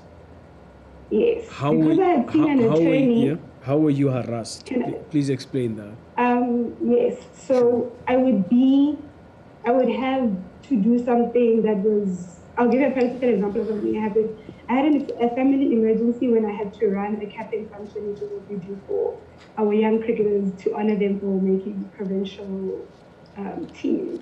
On that particular day, I had a family emergency which I could not get out of. And so I prepared the team that I was working with to take over the event, to call me in case they needed anything. I then explained to this individual that, listen, I won't be around, I do have these, and I do have this emergency that I need to attend to. He then agreed and said, no, you can go, and released me to go. On the day that I was then dealing with the emergency, he then sent me text saying, you better send in all the information that I need from you as soon as you get back. I was like, yes, when I get back from the situation, I'll definitely send in all the information that you need for the leave that I've taken. And then I said, I'll do that. He said, yes, you better do it, in this text that I have screenshotted. Later on, when I arrived at the office on Monday, who's the individual? Who is the individual? Remember, I said you must be specific. The individual is our current CEO, Tommy Piri. Tommy who? Our current CEO of Limpopo Cricket, Tommy Piri. Okay. Sure. Okay, proceed. When I arrived in the office on Monday morning, I get an email in which he had CC'd even board members to say that I should send in the proof, he needs it immediately, and that this thing needs to be done. And I said to him, I emailed him all the proof, and I said, I'm just disheartened at how you're treating me, because just last week we had somebody else who had a family emergency in the office. And not only were you supportive, you went yourself to the house of this colleague of mine and gave your sympathies. But in my case, you are just all over me and trying to prove as if I was being insubordinate, as if I was lying about what I was doing. That individual was not harassed.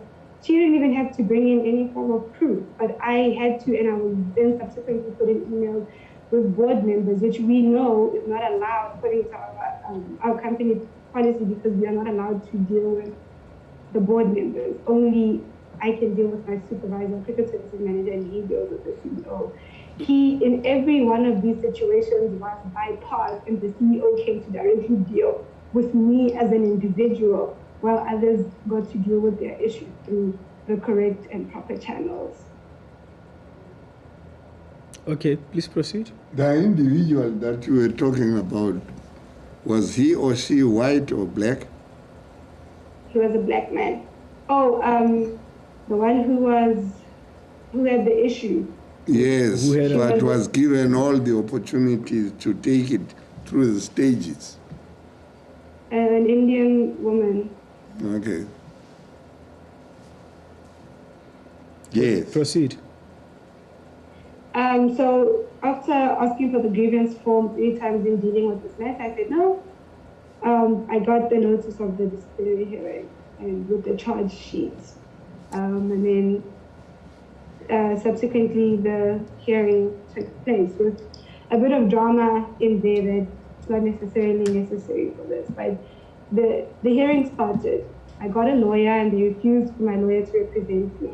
And then I was not afforded a representative. I was told that anybody who would represent me could not testify. Could not testify on my behalf, and so there was no representation. I was on my own.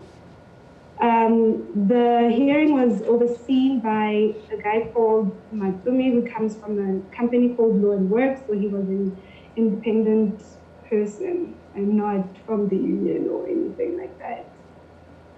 The hearing got started, the issues were presented, and as soon as, so before my lawyer actually was dismissed, he asked that you be given all the evidence that was going to be proving that I had done or had been insubordinate towards them, or that I had not listened to an instruction that they had given me, which I wouldn't have known to ask for before the hearing. Subsequently, they sent all that information, and I was also able to send mine. On the information that they sent, there was a clip of a board meeting that they had had. And on that meeting, it said that the union had decided to part ways with me as an individual, that they had decided that they were going to fire me. This is even before the hearing had taken place. This is just the evidence that was being presented that I got to go through. And there was 2 different meetings in which this conclusion had been made without me ever being charged or knowing that I had done anything wrong or anything really, just going to be fired. And so once I saw that information, I asked the chairperson if we should still proceed if the outcome had been decided on without any investigations being done at any point into my incompetency or my insubordination or whatever. As the hearing went on, I went on to make the case that this hearing wasn't taking place because I was an incompetent employee. They could testify themselves that I was a diligent and hardworking employee who, by all standards, had been doing better than some of my colleagues. And once I made that point here, they had made that point here because I wanted to question them. I then said that I believe that we were in that hearing because I was being discriminated against. Once I brought up that topic and wanted to present the evidence of the discrimination, the CEO then said that he would no longer proceed with the hearing if that was what was going to come into play on that particular day, because he had brought me for what he had brought me for, and I was not allowed to bring that to the table. Ms. Mokwena, was the CEO in the disciplinary hearing himself? Yes. As what? He was conducting all the evidence. Oh, I see. Yes, he conducted all the evidence, and he interviewed me as well as part of the process. He was leading the process, basically. Okay. So he refused for me to bring my evidence to the table on the fact that he hadn't brought me there because I was not a good employee or whatever, but he said that I was, being insubordinate. Throughout the hearing, the chairperson kept saying to him, I hear that you're making points, this and that, but can you please speak to the charges, that you have brought against this individual, which he failed to do because there was nothing there. He just said that he felt that the relationship had basically deteriorated between myself and the union, and that what had to happen was that I had to go. Eventually, the hearing was concluded, and we waited for the outcome. Because we were doing it virtually, it was recorded. And then when it was done, we were told to send in our closing arguments via email because we were struggling with the connection. And so we sent them in and waited for the outcome. The outcome came, and I was found not guilty on all the charges that were brought against me. The chairperson also noted in his report that due process had not been followed at any point in time, and that it was a hasty decision without proof or any information that they had taken me to a disciplinary hearing. And he had also noted that they said that I was diligent and hardworking. Another point that he had made was that the CEO had written in his closing arguments that he just felt that I had to be released from my employment because the relationship had broken down between myself and the union. But nothing was wrong between me and the union. I had no issues with anybody else at all. So I didn't understand the way that statement came from. Eventually, we received it. I said to the chairperson that, could he please forward me, could he CC me in the email with the outcome, because I was fearful that under the circumstances that the hearing had seemed to be going my way, that they would not send me the correct information or they wouldn't send me the outcome. He then agreed, and so I was CC'd in the original email that had the outcome in which I was found not guilty. Shortly after that, I waited to hear back from the union on what was the way forward from the CEO, because now the case had been concluded. I gave it a week. Nobody called me to tell me to return to work or not to return to work or whatever. I eventually called in and said, can I continue to work because I've been found not guilty? And then they said, that's fine, you can return to work. And so I returned to work. Well, I was still working remotely, and so I continued to do what I needed to do.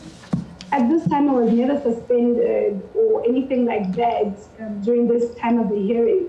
So my department was basically at a standstill throughout that time when the hearing was going on and the time that I was waiting to hear back from them. And so eventually I called, I spoke to the HR administrator and said, listen, this is what's happening. Can I continue to work? And then he said, yes, you can continue to work and do what you need to do. And then I said, okay, fine. A few weeks later, when we just went into level 4 lockdown, we had a staff meeting. And in the staff meeting, which was also digital, the individual who had taken, the CEO had taken me to the hearing, then refused to acknowledge me in the meeting when I was trying to make a contribution on things that were taking place in my department. He only spoke to my supervisor, who's a man, saying to him, this department, which is youth cricket, you need to do this, you need to make sure that that is done. I hear there's this meeting and that meeting. And I was trying to put my hand up to say, listen, I can answer those things, I am in this meeting. I then decided that I was going to speak anyway, whether he would acknowledge me or not, to make my contribution so that he could understand what was happening in my department, because my supervisor only knows what I tell him. I am the one who does the day-to-day work in the department. And so I unmuted my mic and I spoke to him and we said, this is what's happening in my department, this is what's going on, the questions that you're asking here, the answers.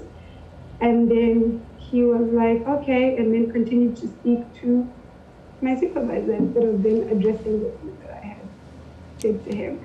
And then that was the last time that we ever had any form of interaction. Since then, if he wants to say something, he will perhaps CC all the other staff members in work that has to do with my department, or send my supervisor an email to say, talk to this person about this particular thing, and then my supervisor will have to say, you know, the CEO is looking for this kind of information, but still dealing with everybody else at the same level as before.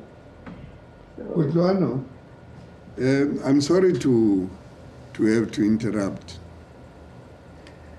but I think I need to indicate to you, by way of a reminder, what the purpose of the social justice and nation building hearings is. The hearings are intended to establish to what extent transformation in cricket was or was not impacted upon by racial discrimination or gender discrimination over the last 30 years since unity of cricket as a sporting code. That is the essence of our inquiry. Are we able, through your story, to deal as the Office of the Transformation Ombuds? Are we able to deal with evidence that emanates from participants in such a way that we are able to conclude at the end of the day that there was racial and or gender discrimination which was unfair, and that is something that you can see, or it's a conclusion that you can come to when you consider the testimony of Kutlwano.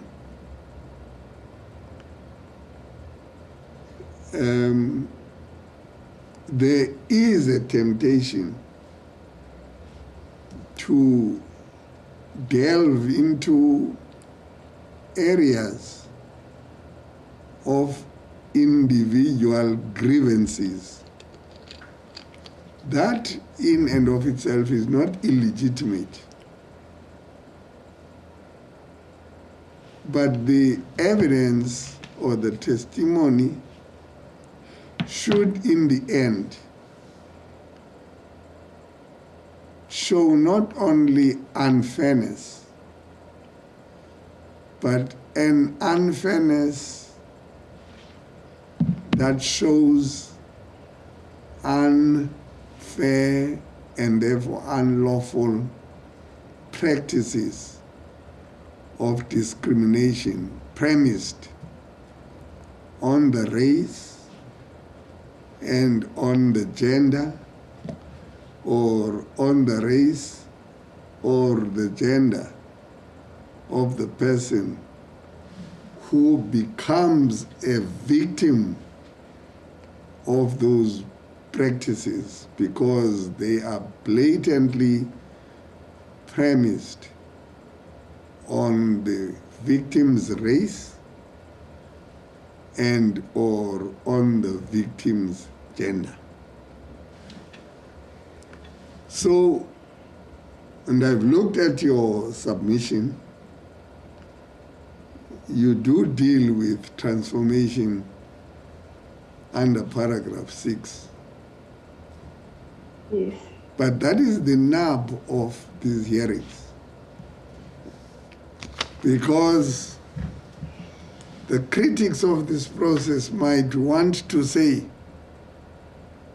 but these people are going into that SJN nation building project to go and complain about issues that are specifically covered by disciplinary codes in the respective unions or clubs or wherever the grieving party may be emanating from. So I'm raising this because I want us to always keep in mind what the objective of this exercise is. The objective of this exercise is to establish through testimonies whether there was unfair treatment which was premised on discrimination on the basis of race and gender. So Yes, sorry. So I'm not by any means seeking to curtail the story you want to tell us, but there must be a difference that would justify the setting up of this project between us having to listen to your grievances about unfair labor practices that took place at the union where you were, whether you were an employee or an independent contractor, if you were. That's something else. And of course, we cannot close our ears when there is a story that shows unfairness in the workplace. But we are trying to cover a very specific area of our inquiry. And that area is gender or racial or both gender and racial discrimination. Then on that basis, we are going to say, how was transformation impacted upon by practices at this institution? So if you follow what I'm trying to say, is your narratives, your stories must aim at persuading us that at the place where you were at the Limpopo Impala cricket club or union, you can tell us without any fear of contradiction that what was happening there was speaking to exactly what the terms of reference of our mandate are. Do you understand that? I do understand. I understand you completely. Okay. And I said in the beginning of my statement leading up to my hearing, maybe I didn't, I thought I said it. But when I was taken to the disciplinary hearing, obviously, I had known of the fact that the disciplinary hearing procedure exists and that it's a labor practice. You know, you're not here to deal with the issues of proper and improper labor practices. The reason that I can undoubtedly believe that what happened to me was discrimination, mostly based on the fact that I am a younger woman, is because I had seen how other men who had gone before me had been treated in the way that they were given ample opportunity, time for things, for whatever they were being accused of at the time to be investigated correctly, with members of the board being involved, and the process was just followed more correctly. With mine, it was merely because, yes, I wanted to start a grievance because I did feel that discrimination against me was because I was a woman. And because I had taken it lying down for a very long time, the moment that I had said that I was starting to find a legal representative, even before the hearing, to deal with this issue, was because I knew, or I felt, that I was being discriminated against because of my gender. I was not the only person to have ever refused to do something. I was not ever the first person to threaten legal action, but I was the first person to almost be fired for looking out for myself as an employee who had done absolutely nothing wrong but had been harassed by this individual, who was a man, because of these things. I have thought long and hard about if they could have been anything else, and if I'm bringing this thing to you on the basis of being overly emotional and sensitive, as you know, you would be labeled as a woman who wants to take action against a man who perhaps is treating you differently. And without a doubt, I can definitely say so. I mean, I love cricket. It's still a very male-dominated sport.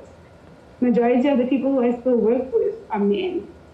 I don't have issues with how they treat me because I'm treated as an equal in the meetings that I run with the men that I work with, who 90% of the people who I work with are white men and black men.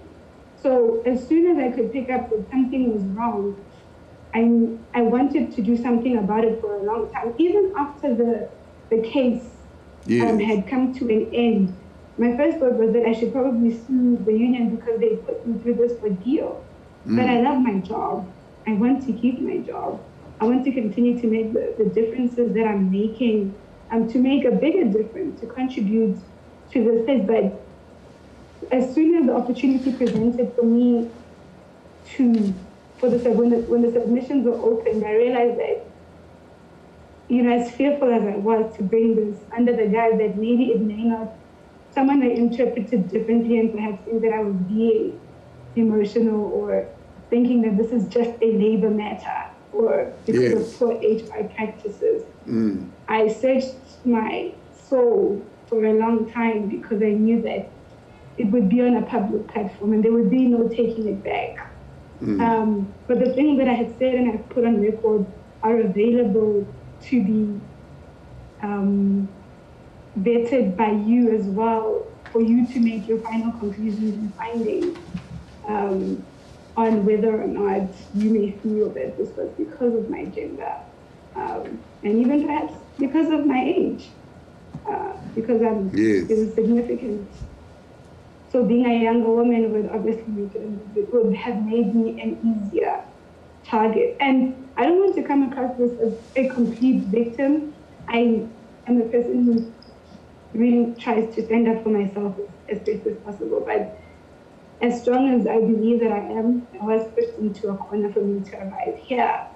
And I know in my heart, of experiences of other women, even maybe not at our union, who perhaps it's scary to come to this, to know that this will be put on public record and your face will forever be attached to it. It could ruin all the hard work that I have done, but I couldn't let somebody else go through it because I didn't say anything. Yes, yeah, no. Yeah, well, I mean, look, you are giving context in your explanation, and I just wanted that to be at the back of your mind, so that we achieve our objective. Yes, Chair. Yeah. So in essence, Ms. Mokwena, we hear you to be saying you were discriminated on two bases, one being your age and the other one being your gender. Am I right in that summation? You're correct. Okay, thank you. Please proceed. With what? I don't know what to say. There's something else I was going to say. You haven't elaborated on your last bullet point on transformation and the board at the Impala Cricket Union, or Limpopo Impala Cricket Union. Oh yes, at the time that I had actually made this submission, for a long time our board has just been served by men, black men and white men mostly. And we once had a woman, and then there were no women for a very long time, and didn't seem there were efforts. I mean, even leading into my hearing, the people who were all deciding on whether I should be fired or making all those conclusions were a group of black and white men. But I do understand that currently there is a white lady who is serving on the board since my submission was made. What would ideally, when you say our board is not transforming, and you then go on to say, and there's still no women on our board, even though it was discussed at the transformation in Ndaba 3 years ago. Yes, Chair, I can speak to that actually. I was at the transformation in Ndaba as a representative of open politics 3 years ago. Yes, just speak to that. I was there. And so I was aware on what the targets were set and how transformation was made to be. Our union was in the red. They had put up a scale of all the unions and how transformed they were in terms of people of color, black, white, and then women. And we were mostly very much in the red of that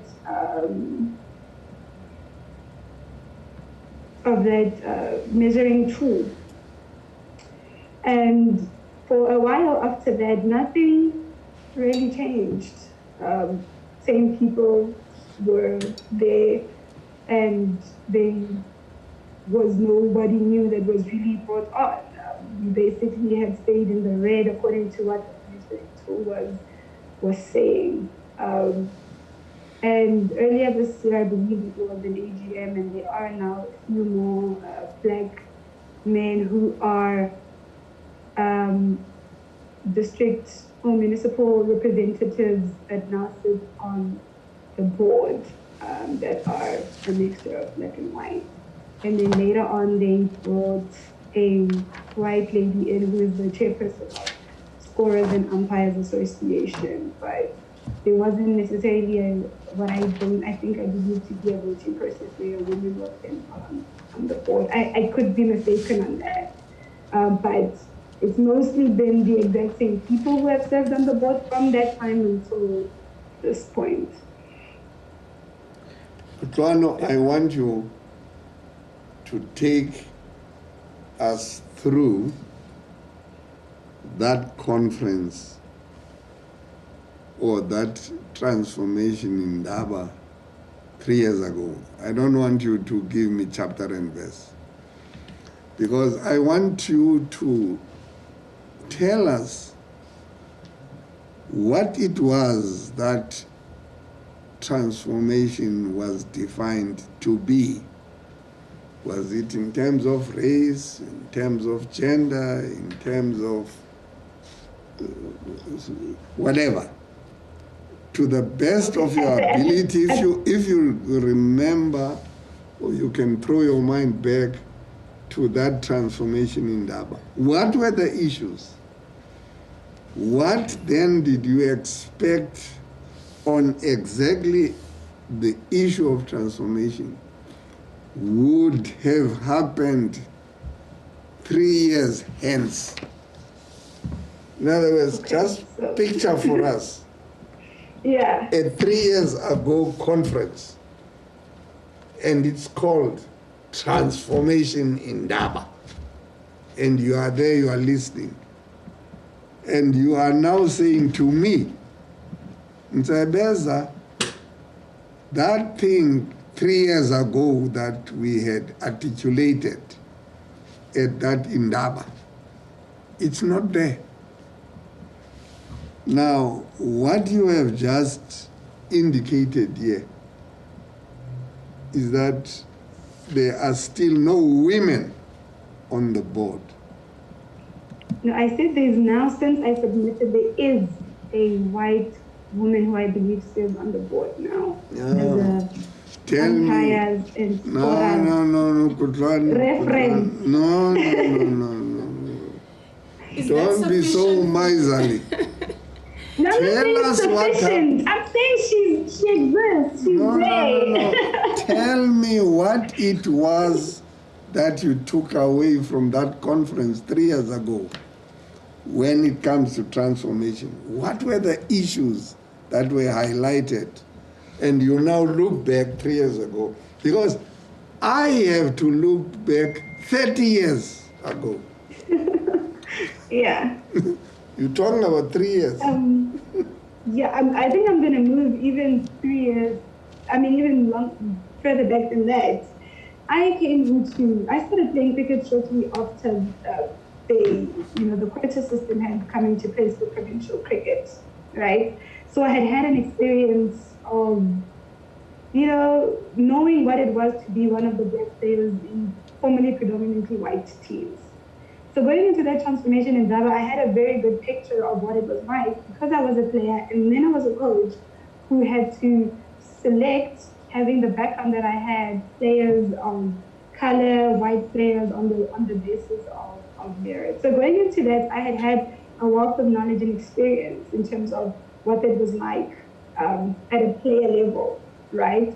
But I was now an administrator and I no longer dealt with the quotas directly, I now dealt with what was the board. And we were there with our board president at the time. So I was the only woman at the time. It was our CEO who was a man, our CSM was a man, and our president and deputy president who were also men. And I was the one woman in their delegation going into that. So, I was interested in what we were going to learn and the conversations we were going to have around transformation. On that particular day, it was day 3, if I'm not mistaken, it was explained to us, what transformation looks like in terms of board level, staff level, and player level. And that ours wasn't the only union in the red. There were quite a few that did not have people of color and women, which we did not have at the time. The picture that was painted was that they are capable people. The excuse of there being that they aren't capable women to serve on boards or there aren't enough black people to serve on boards was no longer an excuse that could be used, and that it was up to unions to have the initiative to make sure that they find these people who can serve on these boards. To make sure that they are transformed and basically have a view of what our country looks like, an accurate view of what our country looks like. And we left. The transformation in Durban, I was excited.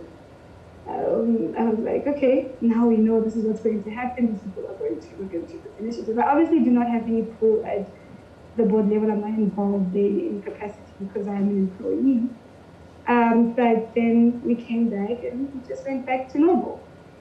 As you know, status quo, the way we went there, nothing changed for a long time. What size board do you have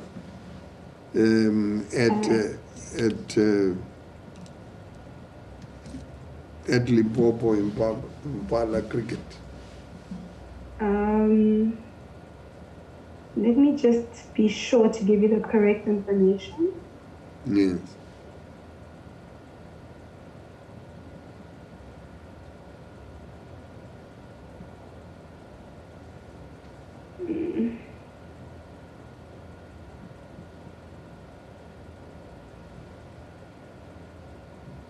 And whilst you are on it, you can give me the demography of that board in terms of race and gender.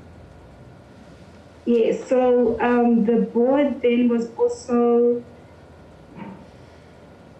there was an AGM and a new board has been, but let me just make 100% sure. No, take your time. Okay. Like I said, in that board, there's only one woman still to this now who has been recently put in. From that time when we left the transformation in Daba until this year, probably May or something, there was no other woman on the board. That I can, I'm 100% sure of. Yeah, I said give me the size of the board, and in giving me those numbers, give me the demography of that board in terms of race and gender.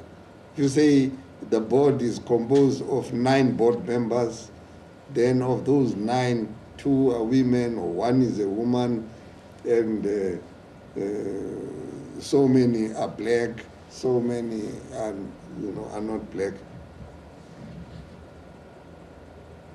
Are you able to do that? Yes.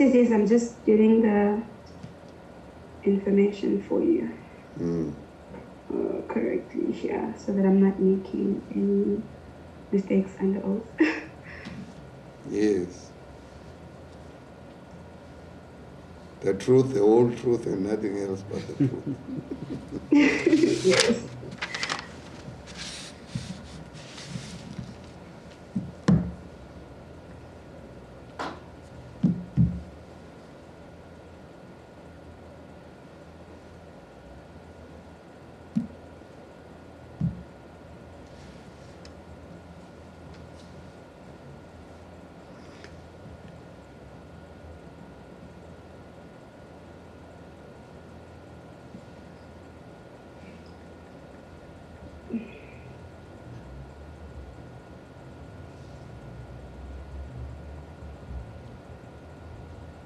Okay. The board members are 1, 2, 3, 4, 5, 6, 7, 8, 9, 10, 11, 12. 12 board members, and our CEO is 31. Yes. And how many of those are? 1 is a woman, a white woman. And race of the woman, a white woman, yes. Yes. So there's 1 woman out of a board 12. that has got 12. Yes. No, I can see your point in transformation on a gender basis. Now, of those 12 members, are you able to establish how many of them are black? Yes, I can. Yes. It's 1, 2, 3, 4, 5. 5. Now, of those 5 blacks, how many of them are females? None. Now, black there, is it in the broad sense of African, colored, and Indian, or is it black as in African? It's Black African. Okay. There is no man of color no generic blacks, just black men, and one white woman. Yes.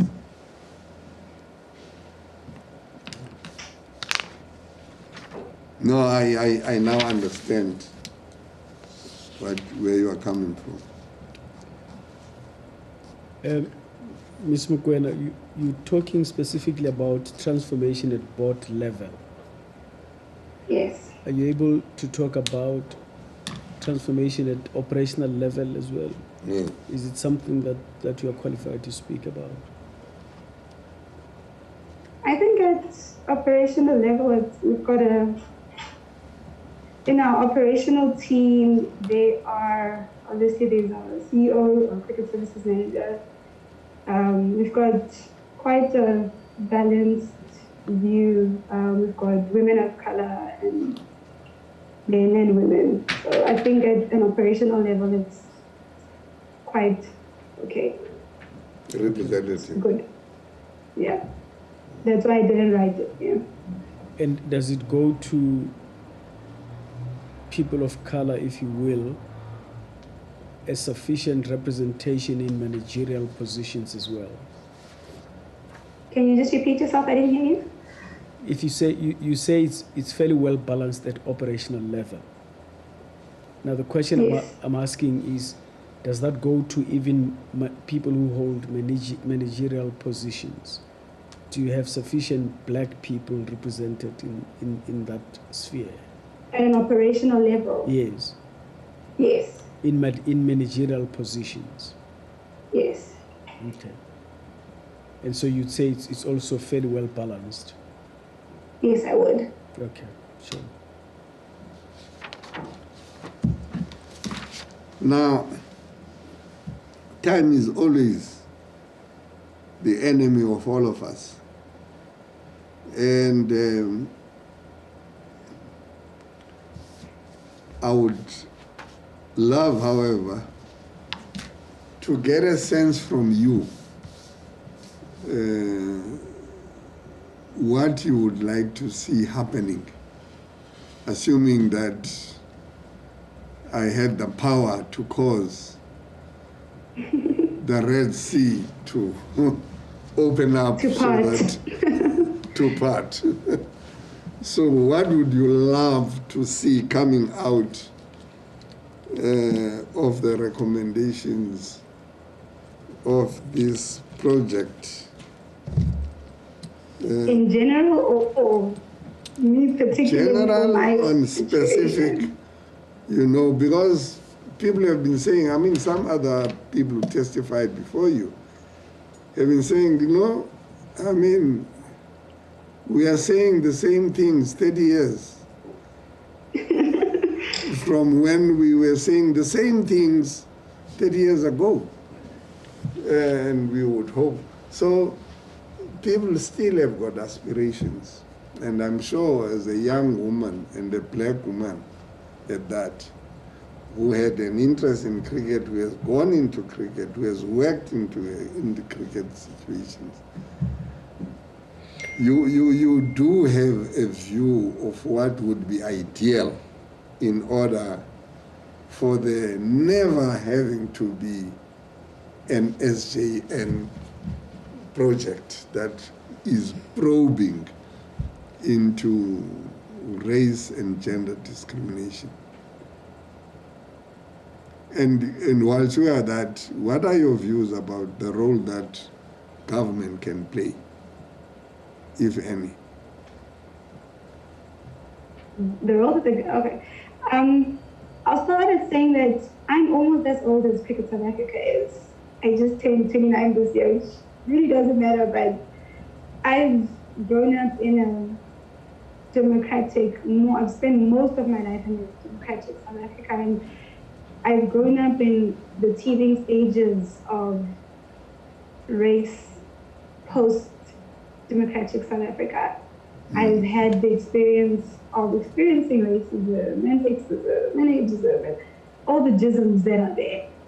I know that every situation is not without its faults. Every initiative is not perfect at its start. And myself as a young adult in South Africa, who has grown up as Cricket South Africa has had its teething phases, trying to right the wrongs of the past. I don't want to make it seem as if there's nothing positive that they've done. For me to be able to sit here in itself is part of the reason that some of their things are working. 15 years ago when I played cricket, there was no female who I could look up to and say I want to work in cricket because she is there, right? But I had the aspiration, and in time, my aspirations moved with what Cricket South Africa was doing in terms of transformation.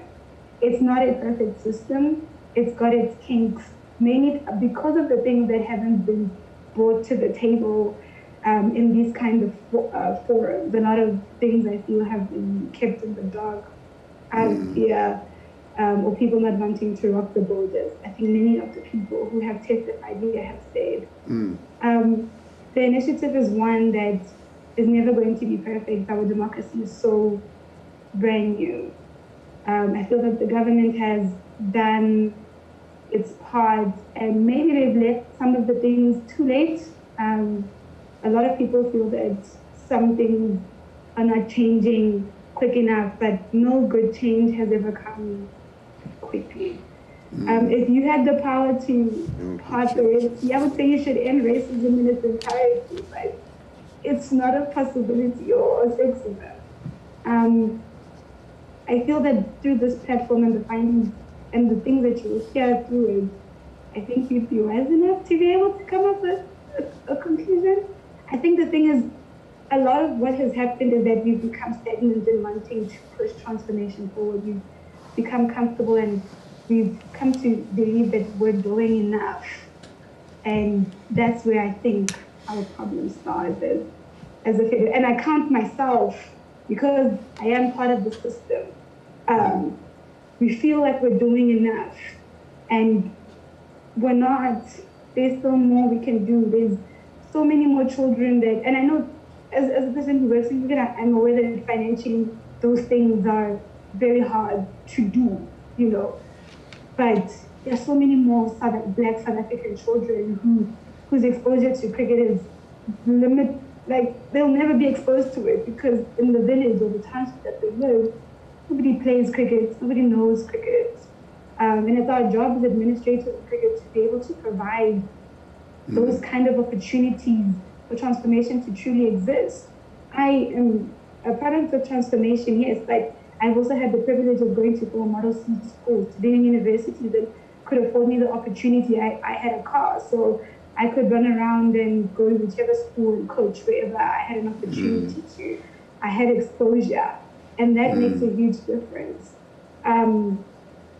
I've never been a player at international level, so they would have something to say, but to really draw a bridge, across the divide of the inequality in our country, we need to ensure that we are creating equal opportunities for all children everywhere.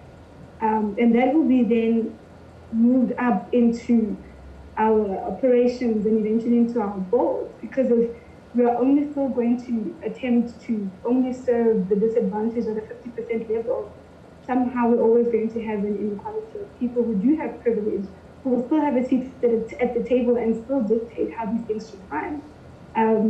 What are we really doing at ground level to ensure that we are creating those opportunities? And maybe that's where the government could come in, that they could help us to create more opportunities for more children, so that instead of having quotas one day in the future when I have children that can play cricket, every child would have had the same amount of exposure and opportunity to play in college cricket, so that they can eventually go on to represent our country at the highest level. So I feel that we are doing a lot, but the question is, are we doing enough? Well, on that optimistic note,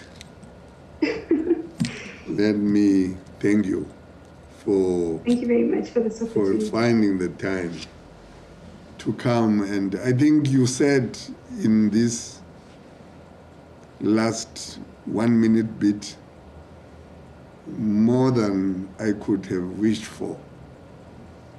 Though the challenges that are posed in what you have said in summarizing what the situation is, clearly indicate that there is a lot of work that needs to be done. The optimism, however, encourages us to say we cannot, or South Africa cannot now give up on what is possible. I take away from just your last concluding remarks something that I think shows your maturity and in some ways shows the bankruptcy of some of our thinking, even if we claim to be elderly and experienced. No good change has ever come quickly. I'm not sure that you even remember that you said that, but I immediately went down and I wrote down. That was a brilliant input. Thank you very much. Thank you, Chair. Thank you for the opportunity. Yeah, we will adjourn.